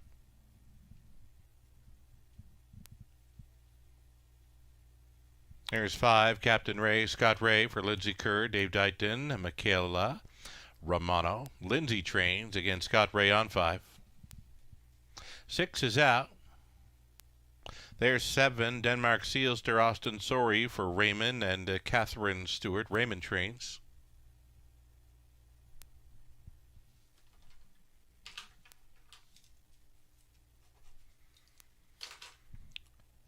Now on parade, I believe this is number 8, Privilege. Reg Gassian with us tonight. He's the co-owner, trainer, and driver, sharing ownership with Barry McLennan. Welcome back to the Raceway. Reg Gassian aboard number 8, Privilege. There is another one to see. It'll be 3, Kev Marvelous. It's owned and trained by Terry Gallant. Jason Ryan stays on to drive, just jogging last time out over Flamborough, and circled them and just won like a 2-5 shot. He was 15-1 in there, and we are awaiting him on the post parade. A field of 7 for race number 9. Exactor Tri Super, again, the opening leg of our late pick 4.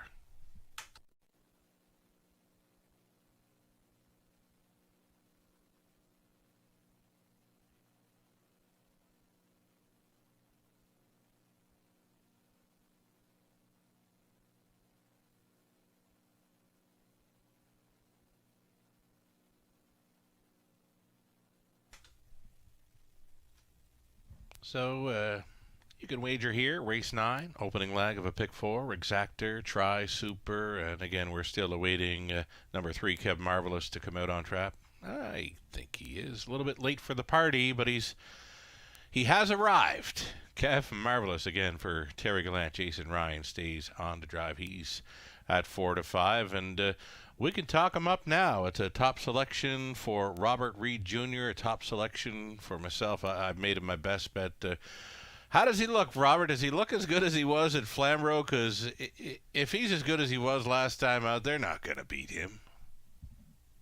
Yeah, I think that they'll definitely have their work cut out for them. It looks okay right now, just kind of slowly getting onto the track here. And, racing in claiming handicap races last 3, that's against Open Claiming Company, probably a far cry from actually what he's facing in here. So getting the job done against Spectrum Sealstra, I think I could confidently even, back Spectrum Sealstra here, and this one beat him by 4.5 lengths and was a rock solid winner in doing so. So no surprise that he's 3-5. We're all on board. I did go a little bit deeper in the pick 4 because I looked at the sequence and said, well, if we don't get, one of these shorter price horses beat, he really can't pay anything. But I agree with you here, Sugar. I think that Kev Marvelous is going to be very difficult to beat.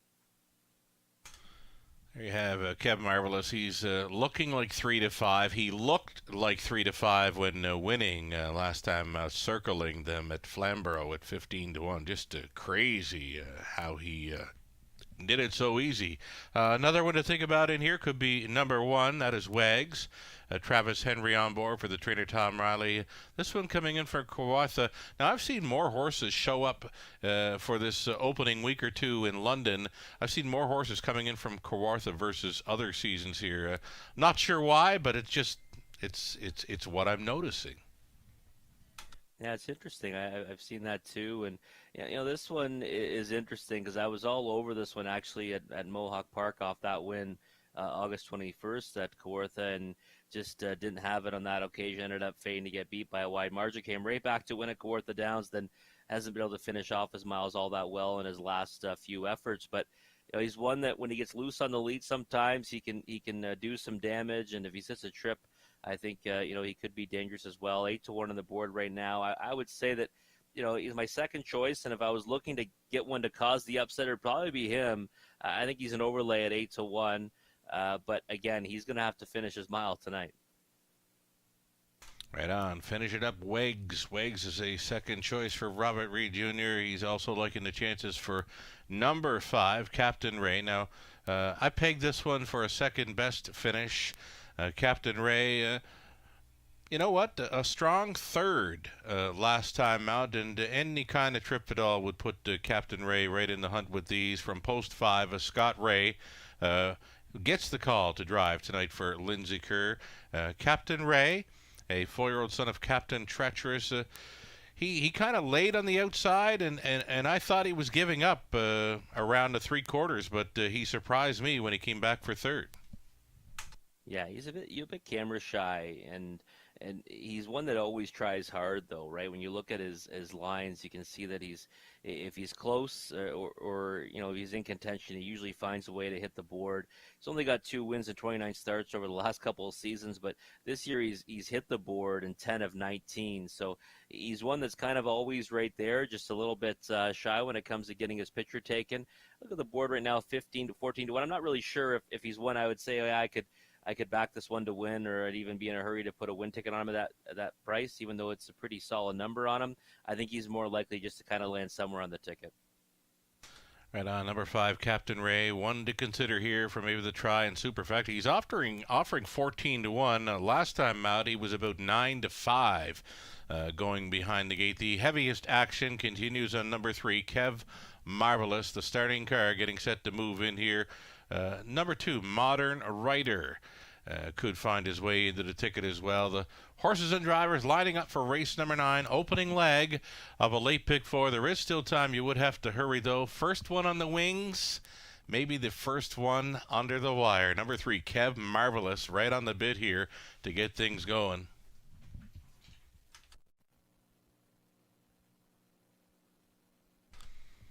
Number 1, it's Wags. 2 is Modern Rider. 3, Kev Marvelous. 4, Large John Lester. 5, Captain Ray. 7, Outside Denmark Sealster. 1, Trailer 8, Privilege. Into the stretch. Picking up speed. Here they come. Off and pacing. Kev Marvelous. Outside, though, Denmark Sealster. Getting away nicely in from the rail. Wags. Flashing early speed. Wags. And Denmark Sealster, these two together with Kev Marvelous going into the holding pattern into third. Modern Rider got away in fourth. All alone traveling fifth was Privilege. Captain Ray went next to last. Large John Lester sees them all. Single file in the early going. They reached the quarter mile. It was Wags that got them there in 28 seconds flat. Denmark Sealster working out the pocket ride. Still on hold third, Kev Marvelous. With them in fourth, Modern Rider. Privilege, still fifth, still sixth. Captain Ray, and still your trailer continues to be Large John Lester, now the favorite. Kev Marvelous getting underway to third. He's second. He's rushing and brushing. Trying to go on by here at the half-mile marker after circling them at Flamborough. He's going to be out for a long ways here, possibly.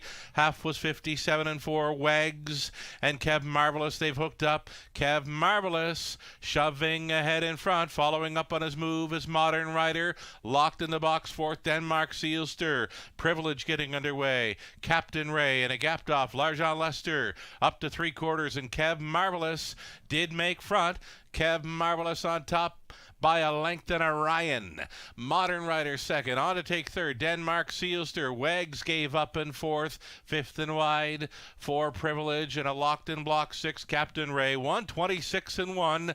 28-2 through the third. Kev Marvelous now. Modern Rider wants to give him all he can handle here. The second choice up against the fave with 1/8 of a mile left to go. Modern Rider. Kev Marvelous. Kev Marvelous. Modern Rider. It's come down to these two, and Modern Rider got the best of the heavy fave. Modern Rider on top. Second best was Kevin Marvelous. Close for third. Denmark Seelster was trying to hold against a closing Captain Ray. 157 flat.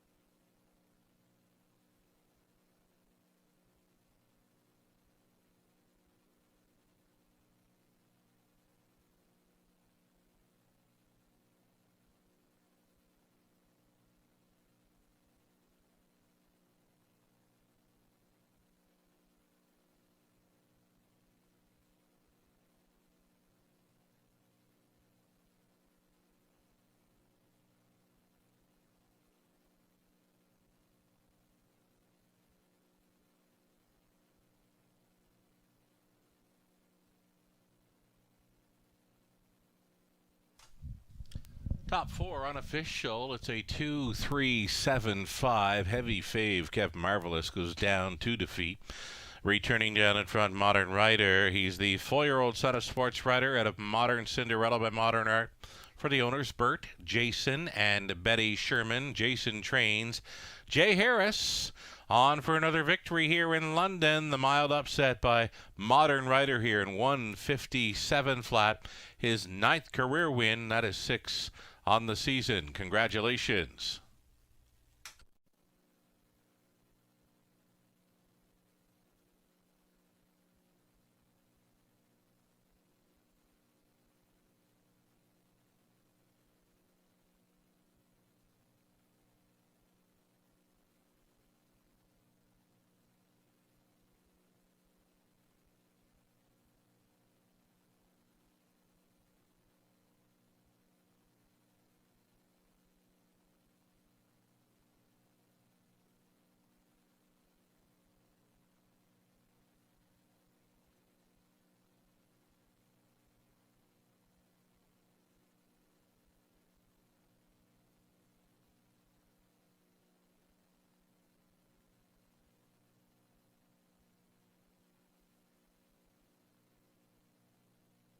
It's official. Wags was 6.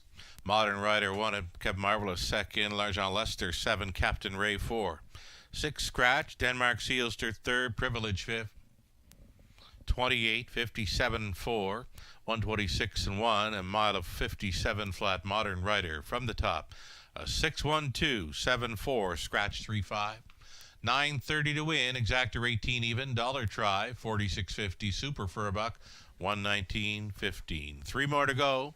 It's a late pick 3 starting up in the 10th. Exactor try super also being offered up here. A couple of scratches, late scratches in the 10th. Number 4 Dragon Wave came out. The 7 Singhampton Kenny also scratching. 6 horse field for the 10th.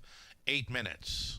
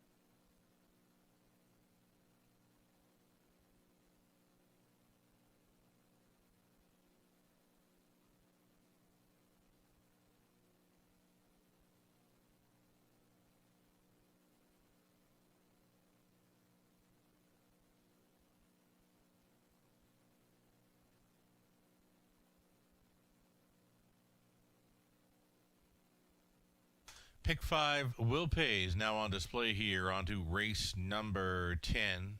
And the favorite to complete it, we'll call him a lukewarm favorite to complete it. Number 2, Grande Sealster, pairing up with number 6, Sobble Play as favorites to complete this late pick 5. There was action as well for number 3, Grux King, if he would happen to get the job done. A $9,000 plus ticket coming back on a 20-cent payout. Should the 1, 5, or 8 happen to shock them here, there'd be a carryover into Friday evening's cards. So the action on 2 and 6, live money remains on number 3. $0 involved should the 1, 5, 8 happen to win. 10th race here in London, a carryover for the early pick 5 into Friday night. 3 minutes away from our 10th race, start of a pick 3, exactor, try, and superfecta. It's time for some best bets. On our last few races tonight, Robert Reed Jr. talked up a Sobble Play, and coming in off the claim, Impossible Post in the last 3 outings, notes of Robert Reed Jr. Now it gets quite a bit easier now. He actually moves in a spot from Post 6 as well tonight. Sobble Play, 8-5, second choice currently, goes out for trainer Lindsay Kerr off the claim. Lucarella takes a serious look at number 4, bottom of the 9th. Bottom of the 9th, 5-2, easy winner last week, looks to double up in race number 11.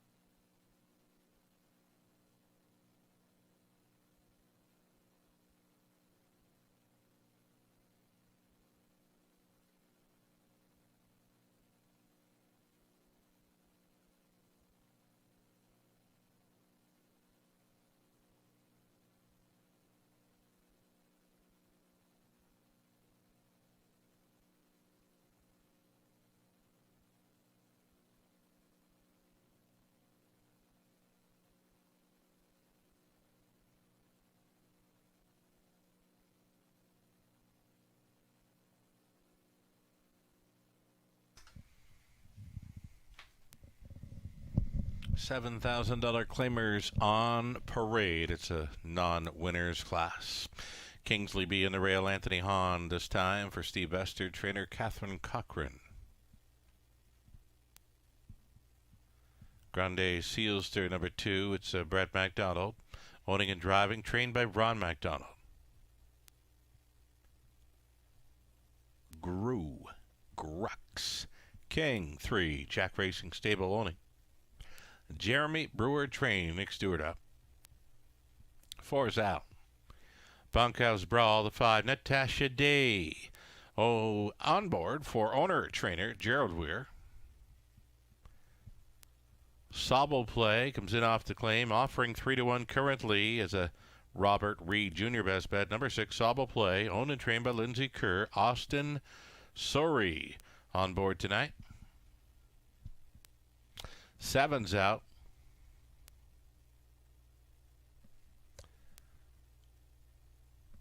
There will be a back tier starter in number 8, Fast as Phelps, for the owners Sean Hyatt, Dave Simpson, Michelle Sherman, with Sean training Jason Ryan.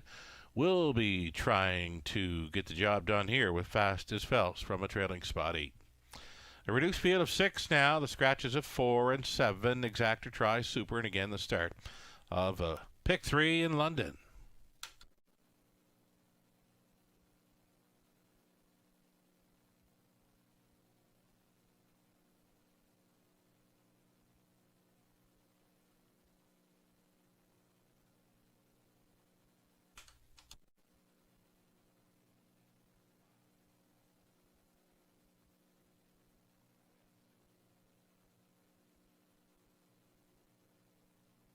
Okay, so a reduced field of 6 now, and number 6, Sobble Play, offering 3-1, and a best bet selection for Robert Reed Jr., who has joined us for the commentary this evening, and 3-1 right now. I don't see that happening at post time, Robert.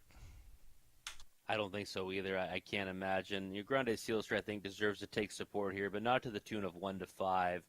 And Sobble Play, racing off the claim for Lindsay Kerr, high percentage trainer, and you look at those last 3 efforts, post 7, post 8 at Flamborough, and before that post 7 in Hanover. I mean, those are real impossible spots. And I know number 6 here today, now post 5 because of the scratch, still the outside post in the field, but nowhere near the degree of difficulty of those 2 spots. And even if he does get away, last off the gate, it's not like he's got an insurmountable, margin to make up. I hope that doesn't happen either way, but even if it does, I just like his chances tonight. I saw this horse race really well earlier in the summer at Grand River, and if Lindsay Kerr can summon that form, I think he's going to be very difficult to beat in here. And when I looked at the race, I thought the only one standing in his way was Grande Sealster, and at 1-2, I'm happy to go against that one and take the bigger price. A nice price right now, and Sobble Play off the claim 3-1. Now Austin Sorry's got this one in the center field, just keeping him away from the other horses, likely keeping him calm, and I don't know, I guess he would have a tendency to become hot. He doesn't show any gate speed really, but with a 6-horse field, we know he's not going to be sitting 10 and 15 lengths off them here. Yeah, exactly. That's why I'm not really concerned about the post as much. And even before, I kind of thought he wouldn't get away last off the gate with it was a full field, and now I think even if that does happen in a compact field of 6, I think he can track them down. The price is coming down as well right now. Sugar, we're down to 2-1, and I wouldn't be surprised if that keeps heading south come post time. Yeah, likely to flip-flop. You could probably see 3-5 on 6 Sobble Play and maybe 2-1 on number 2 Grande Sealster. Grande Sealster, we're looking at this one now. He had a long way to come from sitting 7th in the early going. I guess he was a victim of a trip in his latest. He was a beaten fave in there, but he did close up well to finish 30. Paced a big back half in 58 and change, and a similar trip could find him in the top 2 here again. Yeah, I think so. And the only thing I'm concerned about with Grande Sealster is just, does he have that snap off the gate to get away well? And I mean, post 2 should help him with that. Last time, obviously, no chance to leave from the trailing post, but got away 4th from the pole position and Flamborough 2 back. And I think that, if he can replicate his last couple of efforts, he should be able to get a big piece in here, maybe even win the race. But 3-5 for me on a horse that's got 5 starts this season and last race in 2018 before that. I can't accept that number, that's for sure. And again, the prices might flop come post time, but I'll still take my chance with Sobble play. Right on, Grande Sealster for the McDonald's, offering as the heavy fave right now at 3-5. A long shot, longest shot on the board. Why not? Number 5, Bunkhouse Brawl, was in against Grande Sealster last time out, and actually showed a decent back half as well. Natasha Day, she's been doing pretty good. She is a leading driver, I believe, up around Clinton for the Sunday afternoons throughout the summer months, and she'll get a shot here with Bunkhouse Brawl. I like the short field angle with this long shot, and might be tough to pick this horse on top, but maybe a try. Superfecta player on this short field, less than a minute. What do you think, Rob? Yeah, 19 wins lifetime, over 100,000 made. And listen, Natasha Day, I thought, has driven fantastic, throughout the summer. Did win the meet at Clinton, and I think that you're looking at this race. I don't really want to be on too many short price horses. I'll put Sobble play on top, but after that, I'm going to look for prices. So I can get behind Bunkhouse Brawl as one to use underneath in the trifecta and super. That's for sure. Longest shot on the board right now. I don't think the margin between him and some of the others is that great. Right on. I like Bunkhouse Brawl for a third or a fourth in here. It's tough to go against the top 2 in betting right now. Grande Sealster holding down favorite status at 4-5 and 9-5 on the Sobble play. Still time here on race number 10. Reduced field of 6 getting set to go postward here. Starter Brad will be moving in. He begins to move that car up into position here now. We've got 3 more to go in London. Live racing will return here on Friday evening. Early start time here on Fridays. It is 4:50. It is a Veterans Classic night here at the Raceway this coming Friday evening. We'll try for a flyover in the early going, weather permitting. The Red Knight flyover westbound along Dundas Street, then northbound along Egerton. So we'll look forward to Veterans Classic evening this coming Friday, a 4:50 start time with all the festivities surrounding Veterans Classic night getting underway earlier than that. Hope you can join us. It's a field of 7, or field of 6. It'll be 5 on gate plus a trailer here for race number 10 as they pick up speed.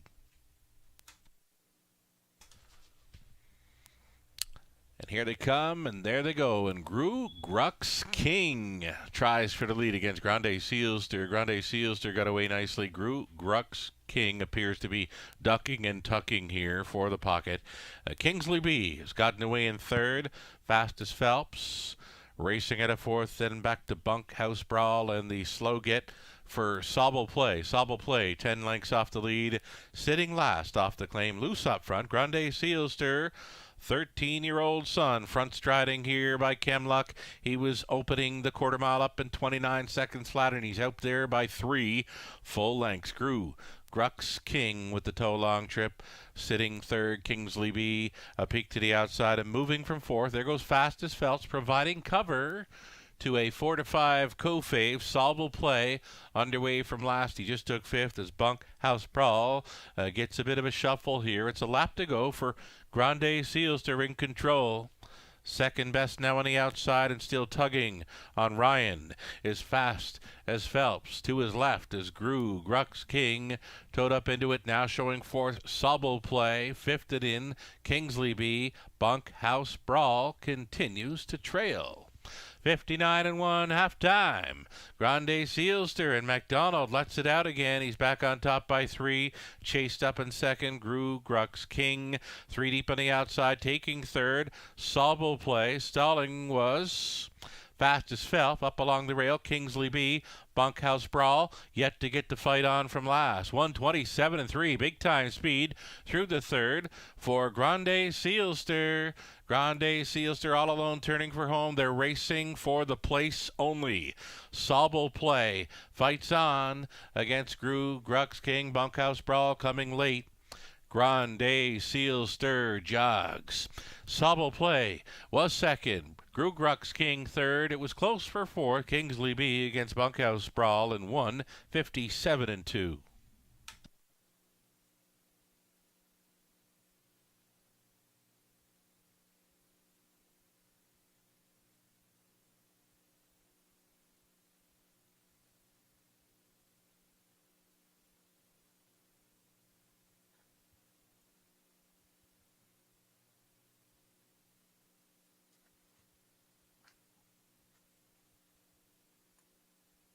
Unofficial winner number 2, Grande Seals. There are 2, 6, 3, and 1.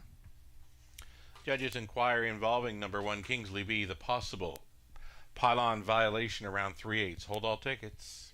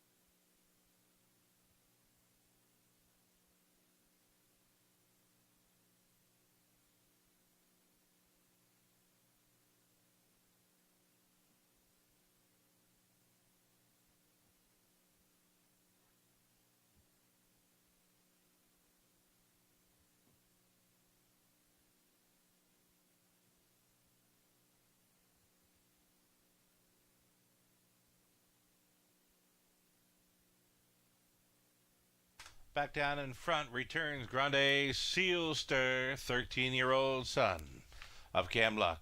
Out of Glendale, Kim by Troublemaker. Ron MacDonald conditioned, owned, and driven to win by Brett MacDonald. Here is Grande Sealster, his 43rd career victory, first of 2021. Grande Sealster, large and in charge there in the 10th. Congratulations.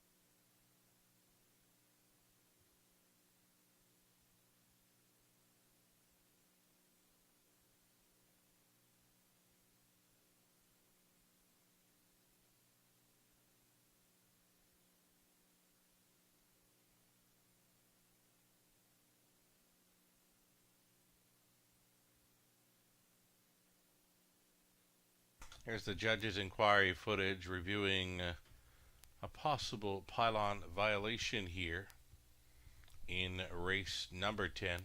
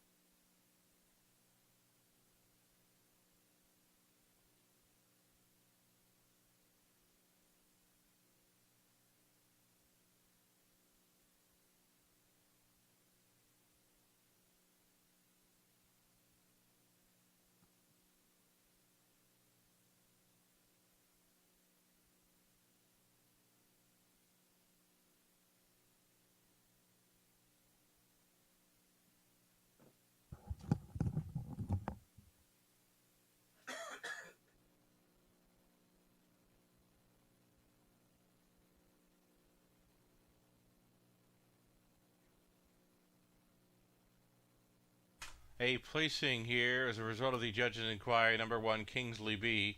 He was inside 2 pylons around the 3/8 completion marker. He was lapped on at the finish, so he's 4th and placed 5th. Again, the pylon violation and lapped on by a single horse at the finish. Kingsley B is 4th place, 5th. It's going to make the new call. 2, 6, 3, and 5.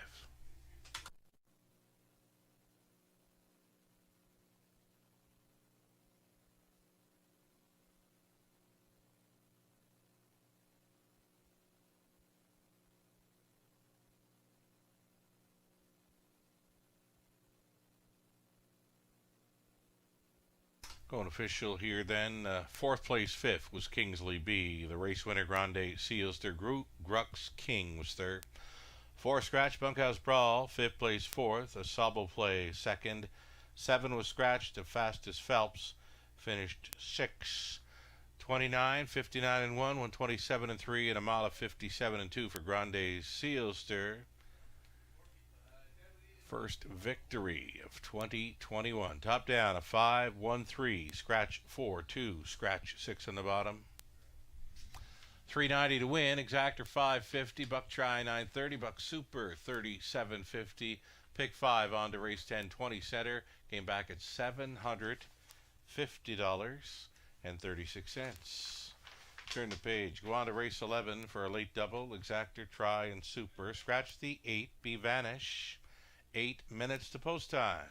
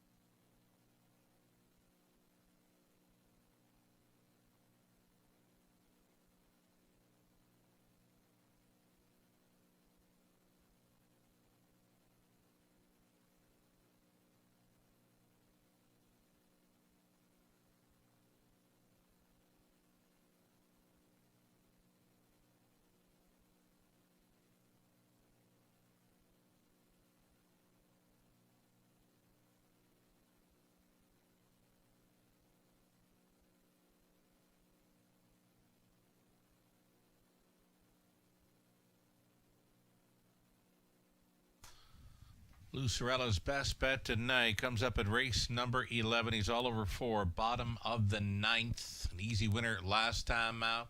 Looking to double up here at even money. Bottom of the 9th from post 4.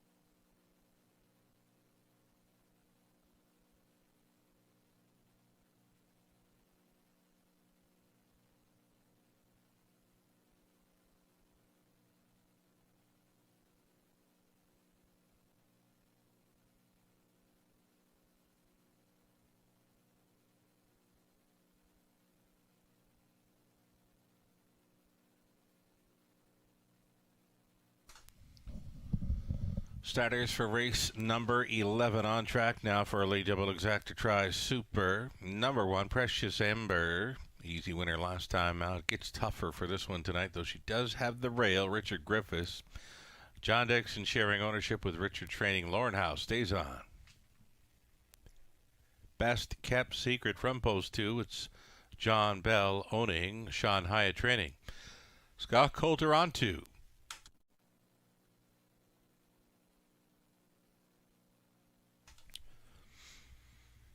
Number 3, it'll be Century Harlow.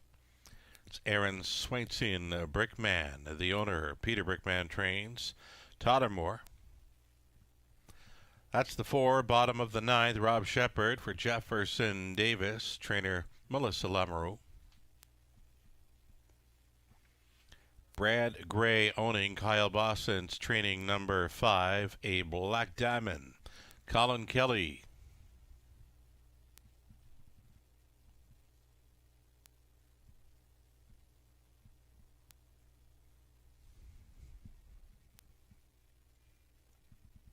Number 6, Seal the Dark. Anthony Hahn for Colonel Schneider Jr. Cassidy Schneider trains.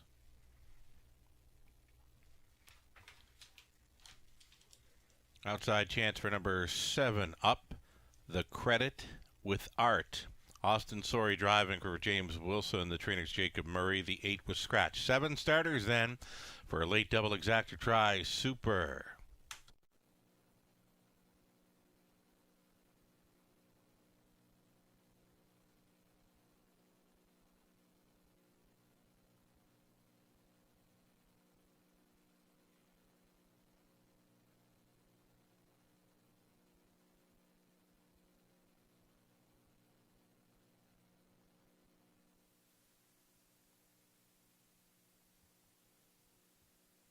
Already, so the 4, bottom of the 9th, very tough to go against. She was so good here last time out as she circled up and romped away, and she looks good to go again. Rob Shepard on board and a top selection for Robert Reed Jr. I'm going to leave race 11 for you to set up. I've got some work on my end. Take it away, Rob. All right, sounds great, Sugar. Well, bottom of the 9th is my top selection in this race, and also the best bet of Lou Sorella. Lou knows, and I just thought last time she raced so well, and I was actually worried about this one. Was not my top pick on October the 5th, unfortunately, but was much the best, and one that when you went further back in the form, and a nice win at Mohawk Park earlier in the season, and kind of replicated something close to that last time, and I think comes right back and probably gets the victory again. 2 back. Had the trailing post at Flamborough Downs, raced well to be second, nose on the gate last time, got away 5th, and just ended up crushing. And I think something similar here tonight. But 3 to 5 on the board. That's usually not so fun to bet flat, anyways. Hopefully it floats up come post time. Maybe you want to use this one in a late double wager in the exotics. You know, Black Diamond is the logical one to use for second. That's number 5. You know, the combination of Kyle Boston's and Colin Kelly, one that's you know, I'm usually, inclined to put near the top, really, on anything they send out. But, you know, maybe, even though this is my second selection in the race, might be an opportunity to maybe try to get a longer price in for the second spot. Last time when Park the Route ended up finishing 3rd in a race that was won by Lydia's Liberty, and Let's Roar actually raced well and then came back to win tonight. But I'm just thinking that, if you're going to put bottom of the 9th on top, you're going to have to get a Black Diamond out of the second spot to really capitalize on anything in this race. Number 2, Best Kept Secret, moving from Mohawk Park here to the Raceway, and last time finished second to Clover. Clover was a pumped up winner on that occasion, right from the word go.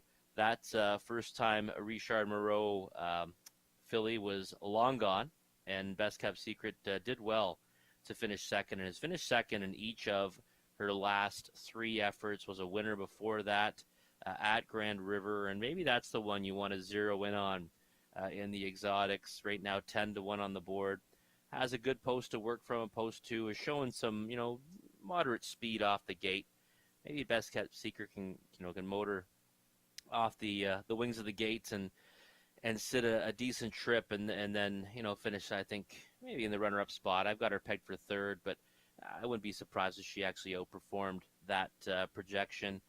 My 4th choice, B Vanish, is scratched. So looking at others in the race, number 1, Precious Amber, it's a big step up in class. There's no question about it. Now winners a 5,000 life to now winners a 15,000 life is a pretty big leap upwards. And I just think, though, the last time was the easiest kind of winner by a wide margin. You have the pole position to work from again. So maybe if you're looking at one that you need, you want to get a big number on to land somewhere on the ticket, whether it be the trifecta or super, maybe it's that one, because she impressed me last time, and you could, probably say that field wasn't the strongest of fields, even for non-winners of 5,000 life, but I just think that, maybe there's some confidence there now for Precious Amber, and she can motor off the gate and get away, well enough to to get a piece of this right now at 24-1. Wow, look at bottom of the ninth down to 1-5. Now that's a tough price to accept. I mean, last time she was so good,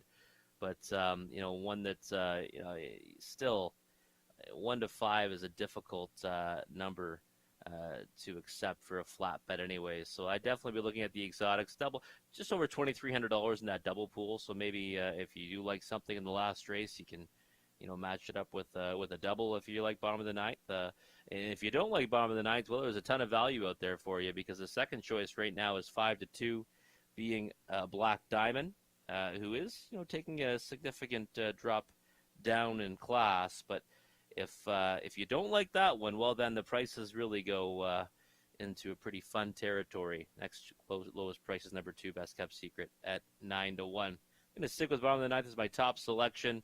Probably going to try to split those low prices, though, with a price in between them. Look to Best Kept Secret now as the one to maybe land underneath, even though I do pick 4, 5, 2 in the race. The countdown's at 0, and Sugar's going to have the call for you for race number 11 very shortly.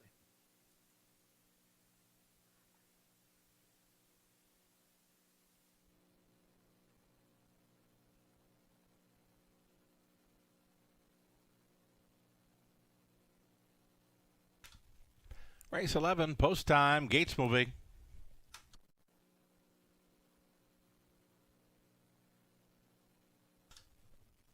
Precious Embers on the rail, then Best Kept Secret, Century Harlot. Bottom of the ninth, A Black Diamond and Seal the Dark. Up the credit with art. 7 noses all on gate for this 11th. Favorite continues to be number 4, bottom of the ninth here. Pound it down to 1-5. Here they come. They're off from the outside gate. Up the credit with art. Austin Sorey sending, and she is crossing on over. The killer crossover in London. Up the credit with art. Makes front. A Black Diamond now in for the 2-hole ride briefly, though she peeked to the outside and she's going forward. Colin Kelly wants her on the point. A Black Diamond here at 3-1. Second choice, grabbing control. Up the credit with art. Now in second, Best Kept Secret looks at it from third with Century Harlot fourth. Fifth best is the 1-5 choice. Bottom of the ninth, she's going about 8 lengths off the lead. Then we go back to Precious Ember with Seal the Dark trailing the field. Quarter mile, just 29 seconds flat. A Black Diamond could be rock solid here to take down. She's out there by 2 and unchallenged here up to the half-mile marker. A Black Diamond in command. Second best. Up the credit with art. Third and in for Best Kept Secret. Now bottom of the ninth has gotten underway. She's fourth. Century Harlot is fifth. Sixth and wide, Precious Amber. The trailer continues to be Seal the Dark.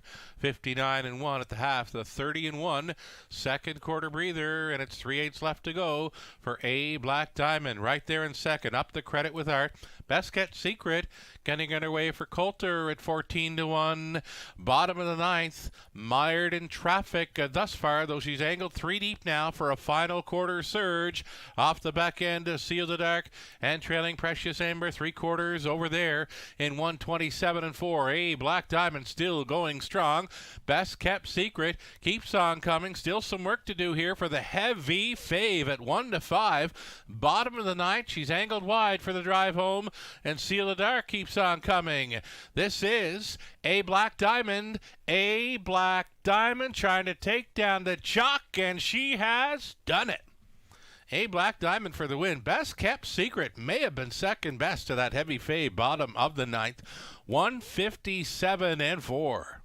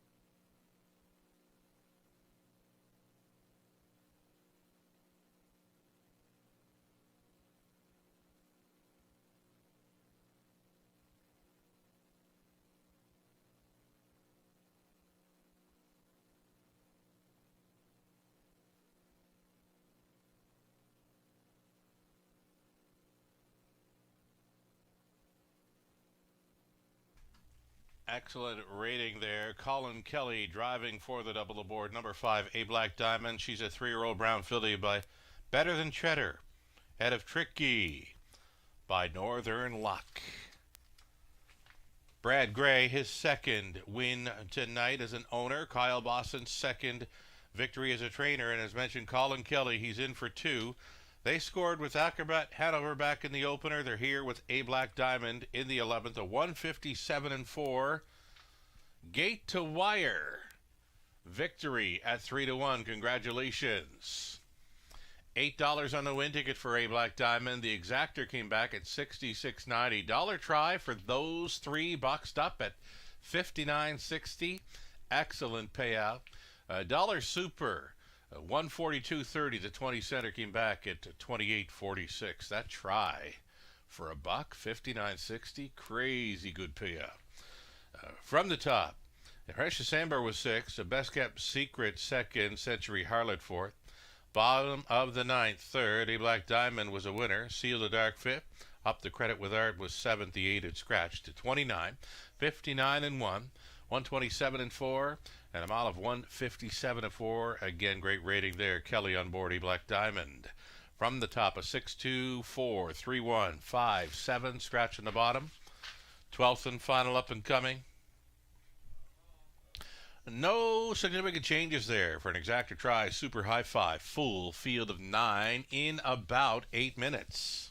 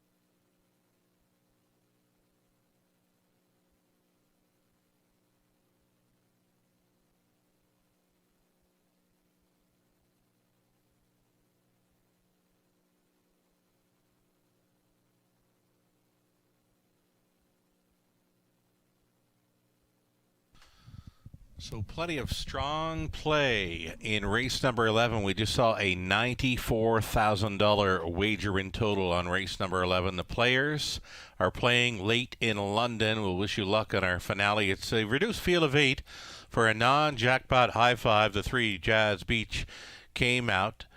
Opening up as a favorite, number 6, Sights on You, Jason Ryan for trainer Terry Gallant, currently 2-1. Now there's some action on the 9, William Ross, even money for Team Ray.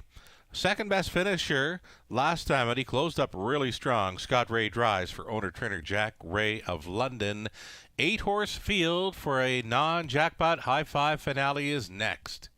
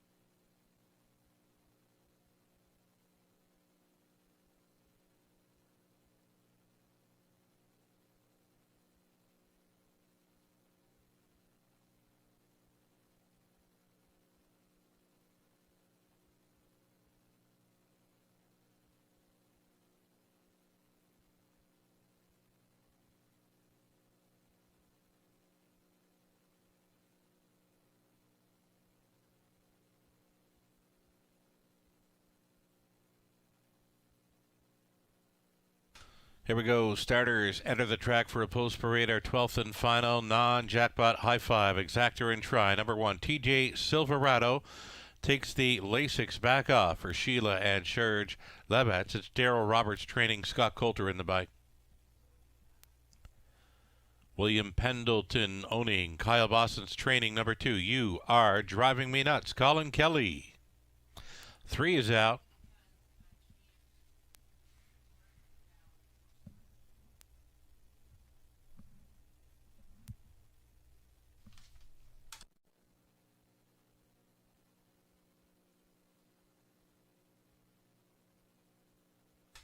Here's number 4 now. This is Tuka Rasp. Goes out for owner-trainer Lindsay Kerr with Austin Sorey staying on board. Brian Schufeld owning and training number 5. Alley Flight, Nick Stewart. Number 6, Sights on You. Owned by Dooley Boys Racing Stable, along with Nick Wave Farms. Terry Gallant training Jason Ryan aboard. Outside chance for 7, Cam You Believe It. Drew Neal for owner-trainer Patrick Denham. Couple of trailers for this non-jackpot high five. Number 8, Lions Drinking a Bud. It's Travis Henry for owner-trainer Caleb Stevens. And then the 9, William Ross, owned and trained by Jack Ray, Scott Ray, to do the driving. Those are your starters. It is going to be 6 Pacers on gate plus a pair of trailers. They're going to go the added distance of a mile and a 16th. Exactor try, the non-jackpot high five. Have a look.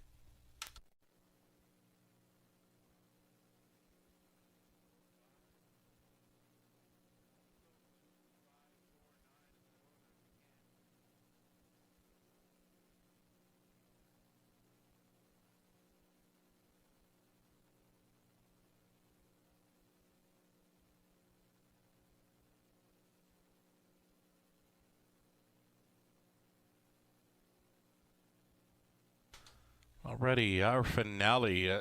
Robert Reed Jr. with us for week 2, our second Tuesday, and players are playing late. Robert, 94,000 wagered on race number 11. We're hoping for strong play on our non-jackpot high five finale. You like the chances for number 2? You Are Driving Me Nuts. Kelly and Boston's already in for 2. They might cap it off right here. Yeah, I like You're Driving Me Nuts. Actually, this is my second selection, I believe, on the race. I went to number 9, William Ross on top. But, I mean, for me, listen, you want to have your nose on the gate, and that's what this one certainly has, an early speed as well. The only concern I have with You Are Driving Me Nuts is the fact that last time no real excuse really, right? Got to the front and ended up getting beat by Lincoln Boulevard and William Ross. So I don't know. I think that you've got to like this one. He looks good on the track right now. It should be blasting out and have good position off the gate. I'm just not sure. I want to be married to 7-5 right now. Gotcha. Yeah, I see now. That was on my end where I was thinking you did go with the 2, but no. Lou and Ontario Racing are going with the 2 on top. Myself and you, we both love the chances for number 9, William Ross. We're going to bring him up right now for Team Ray. They got a nice victory here on Friday night with Lefkada. She took the OSAS 25th anniversary trot as she returned to London. The Rays are going to team up with William Ross here. Post 9 is a back-tier spot in London. A couple of trailers for a non-jackpot high five. Right now, William Ross is offering some decent value. Now, this one is one I eyed up closely last time out. He was in traffic most of the way, but he fired home probably best of all for the deuce. And for me, for you, likely sitting on a win, hey? I think so too. And you look at his last 3 of the blazing 7s for his starting spots, 7-hole in each of those efforts. And his second trailing spot here. I always prefer a horse having his nose on the gate, but I'll take post 9 here over post 7 any day of the week as well at Flamborough. So I just think that following out, you're driving me nuts. I mean, it doesn't really matter, I think, where William Ross gets away. I don't think he's going to get away 7th like he did last time. I think he'll be definitely in a better spot than that, and love the way he closed. And 5-2 versus 8-5, or even 2-1 on Sights on You. I'll stick with number 9, William Ross. I'm with you. Surprising to me to see him at 5-2 as a third choice right now. Again, he certainly caught my eye and many others on his finish to be second best last time out. A few others maybe to be thinking about here. I think 5, Alley Flight is in your selections. Nick Stewart on board, and this one's offering some pretty good value for the high five play. Alley Flight with some early speed to work with as well. Yeah, I think so. Moving down to post 4 as well here, and you look at this one, early speed and also first time in the condition claiming ranks, which is something I always like. And if you look at where he's been racing, it's now winners of 15,000 life and 12.5 life, and this is for a $15,000 claiming tag or 10,000 life. So I think Alley Flight should like the reclassification, and if this one ever gets away well, I think you'd have to certainly think this one's going to be a big-time contender. Right on. A great insight there. First time for a price, says Robert Reed Jr. on 5, Alley Flight. Number 6, Sights on You. 2-1 currently. Action continues here. Terry Gallant trainee.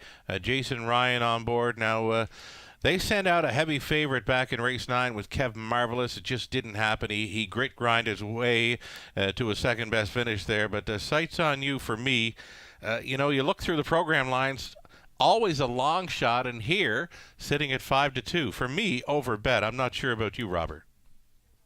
I think so too. I always have a hard time going to one at a short price like this when you see big numbers throughout the page, and even if they've had a good start like last time, it was a decent effort to finish second, but it still got beat a pretty wide margin. So for me, I couldn't go shopping there at 5-2. I need a much bigger price than that on Sights and You. I pegged the horse in for 4th and just think he's more of a smaller share type in here.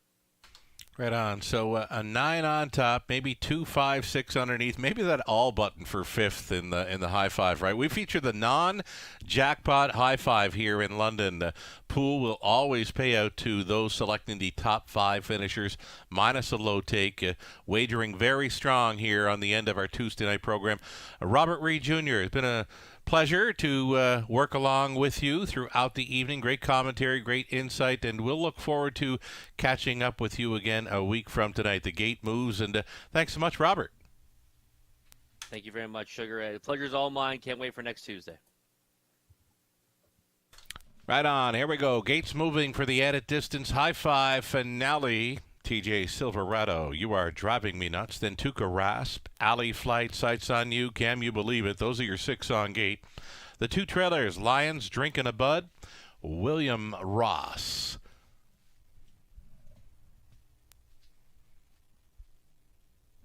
picking up speed for 1.16 miles in London.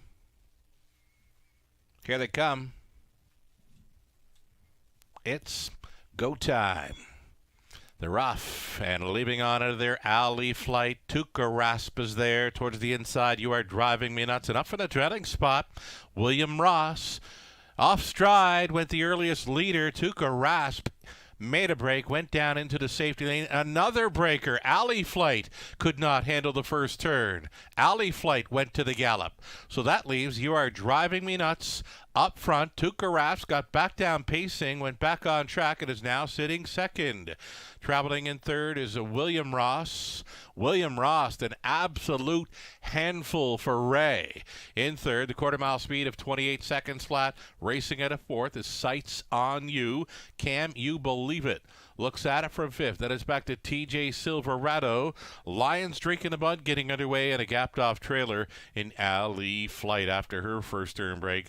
Down to the half-mile marker, and up front, left alone, You Are Driving Me Nuts. Second best, Tuka Rasp. Here's Ray with William Ross showing up now with a lap to go. Following up on the move is Sights on You. Along the inside, though, gapped off was Can You Believe It.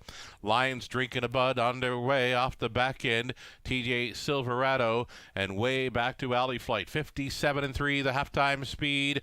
You Are Driving Me Nuts. Now William Ross to try to look the leader in the eye here. These two hook up with just over a quarter mile left to go. William Ross on the outside at 5-2 is shoved ahead in front of You Are Driving Me Nuts. Sights on You on for third. Fourth and in, Tuka Rasp. Battling on for fifth in the high five, TJ Silverado against Lions Drinking a Bud.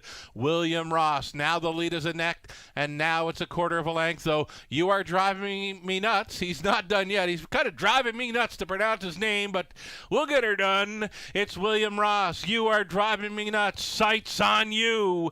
William Ross. And the Razor? Yes. William Ross. Sights on You. You Are Driving Me Nuts. And then three across for the fourth spot. Mile and a tick covered in 2-5-1 for Team Ray in the finale.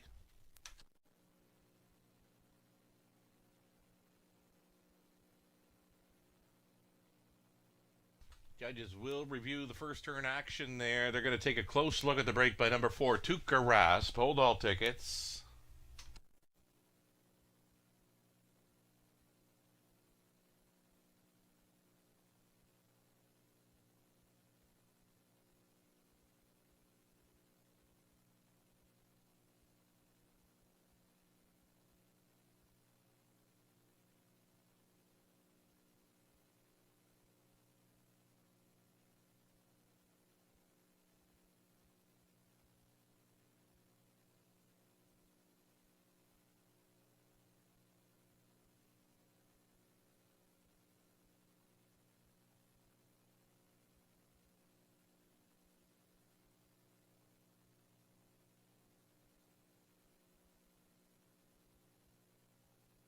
Unofficial winner number 6. Make it number 9, William Ross, at a juicy 5-2. I'm surprised to see this horse go away at 5-2 tonight. That's a great price on William Ross to take the finale. 9, 6, 2, 1, and 4 for the high five.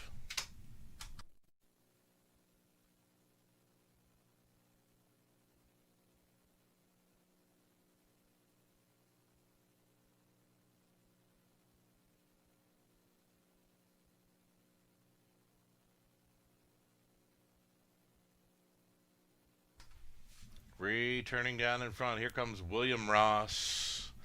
William Ross meeting up with caretaker Riley, 3-year-old colt son of Sunshine Beach, out of Swirly by Western Hanover. Owned and trained by Jack Ray of London. Scott Ray on board for the added distance victory, third career victory.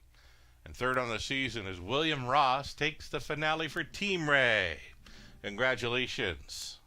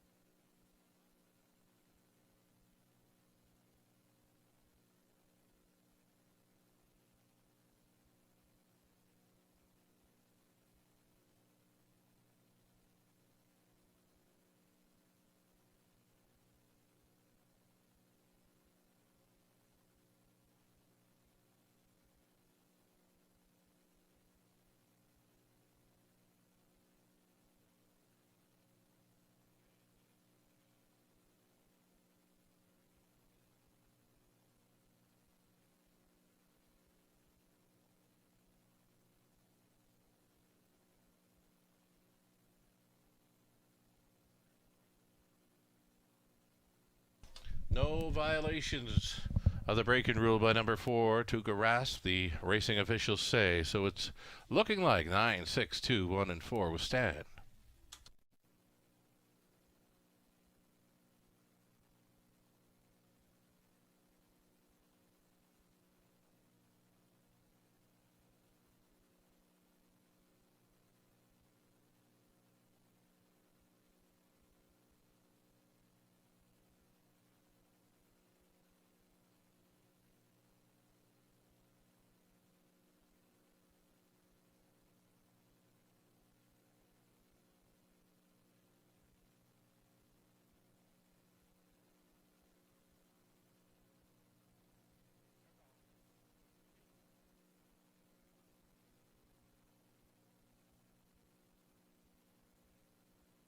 Going official here in the finale, 790, a juicy 790 on that race 12 winner, William Ross. Nice price. Late double, 41.50. Pick 3 for 20 cents, 11.39. Pick 4 for $1, 209.45. The 20 center worth 41.89. Other exotics here in race 12, the finale. The exacta came back at 27.70. Dollar try, 31.15. The high five for 20 cents, 66.75. TJ Silverado was fourth. You are driving me nuts. I still can't say it right. You are driving me nuts. Finished third. The 3 had scratched. Tuka Rasp fifth. Alley Flight was 8th. The Sights on You second. Can You Believe It 7th. Lions Drinking a Bud 6th. William Ross won it. Added distance victory, 2-5-1. William Ross from the top, 4-3 scratch, 5-8-2-7-6-1. That's going to do it for our live action tonight. Next card of live racing comes up on Veterans Classic night this Friday. It's 12 races, getting underway at 4:50. Come on out earlier and take in the Veterans Classic festivities, which will include a flyover, should the weather permit. Thank you so much for joining us tonight. Wagering this evening, just shy of $560,000. Another strong Tuesday at the Mutuals. Great show by the horse people. Great showing by our horse players and racing fans, spectators. Thank you for being with us tonight. For the Eye in London Sky, Sugar Doyle. Have yourself a great night, and we'll talk to you again on Friday.